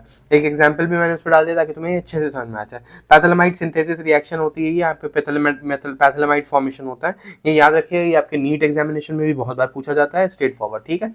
तो पैथेलामाइड सिंथेसिस रिएक्शन में एक आपको ये याद रखना है कि व्हाट इज द इंटरमीडिएट, दूसरा ये याद रखना है कि मेटल प्रोडक्ट क्या बनता है, जब इसमें से NH3 निकलता है तो फिर जाकर के ये पैथेलामाइड सिंथेसिस होता है, ठीक है। अब रिएक्शन इन्वॉल्विंग जो कि C double bond OOH group का वहां पे रिएक्शन होगा, तो LiLH4 डालोगे तो C डबल बॉन्ड O, ये वाला बॉन्ड जो है ना, उसमें देखो सीधे CH2OH हो गया, CH2OH हो जाएगा, ये सारा ग्रुप हट जाएगा, तो H2O बाहर आ जाएगा, ठीक है अच्छा, ये जो रिएक्शन है ना, यहाँ पे मैंने कुछ और लिख दिया भाई मेरे, यहाँ पे ये रिएक्शन नहीं होगी, अगर तुमने NaBH4 डाला है ना तो ये नहीं होगी, क्यों, क्योंकि NaBH4 जो होता है वो बहुत ही ज्यादा NaBH4 जो होता है वो सिर्फ और सिर्फ कीटोन और एल्डिहाइड के लिए यूज होता है, ठीक है। B2H6 जो होता है, it is best for acid, it is best for acid, ठीक है। नीचे आ जाओ, डीकार्बोक्सिलेशन मतलब होता है रिमूवल ऑफ H2O, देखो रिमूवल ऑफ H2O यहाँ पे हो रहा है, यहाँ पे हुआ रिमूवल ऑफ H2O COA के प्रेजेंस में, यहाँ पे सी, अब देखना यहाँ पे एक एग्जांपल भी मैंने लिया, CH3COH NaOH डालो, और ये कुछ मत करना भाई, CH3H बस मीथेन बनेगा यहाँ पे, और ये पूरा का पूरा ग्रुप अलग होगा, ये वाला CaO2 दिख रहा है यहाँ पे, CO2 वो बाहर हो जाएगा, ये दिख रहा है CO2 C double bond O, तो जब ये यहाँ से अलग होगा ना, R C double bond O, ये वाला O यहाँ पे आ जाता है, नेगेटिव यहाँ पे आ जाता है, अन्य बाहर जाता है, तो देखो ये RH बन गया, Na2SO4 बन गया, ठीक है। कोल बेस इलेक्ट्रोलिसिस रिएक्शन होती है इसमें, CH3 C double bond O OH NaOH के साथ डालोगे, यहाँ पे सॉल्ट बनाएगा, इलेक्ट्रोलिसिस करोगे, अल्केन बन जाएगा, ठीक है।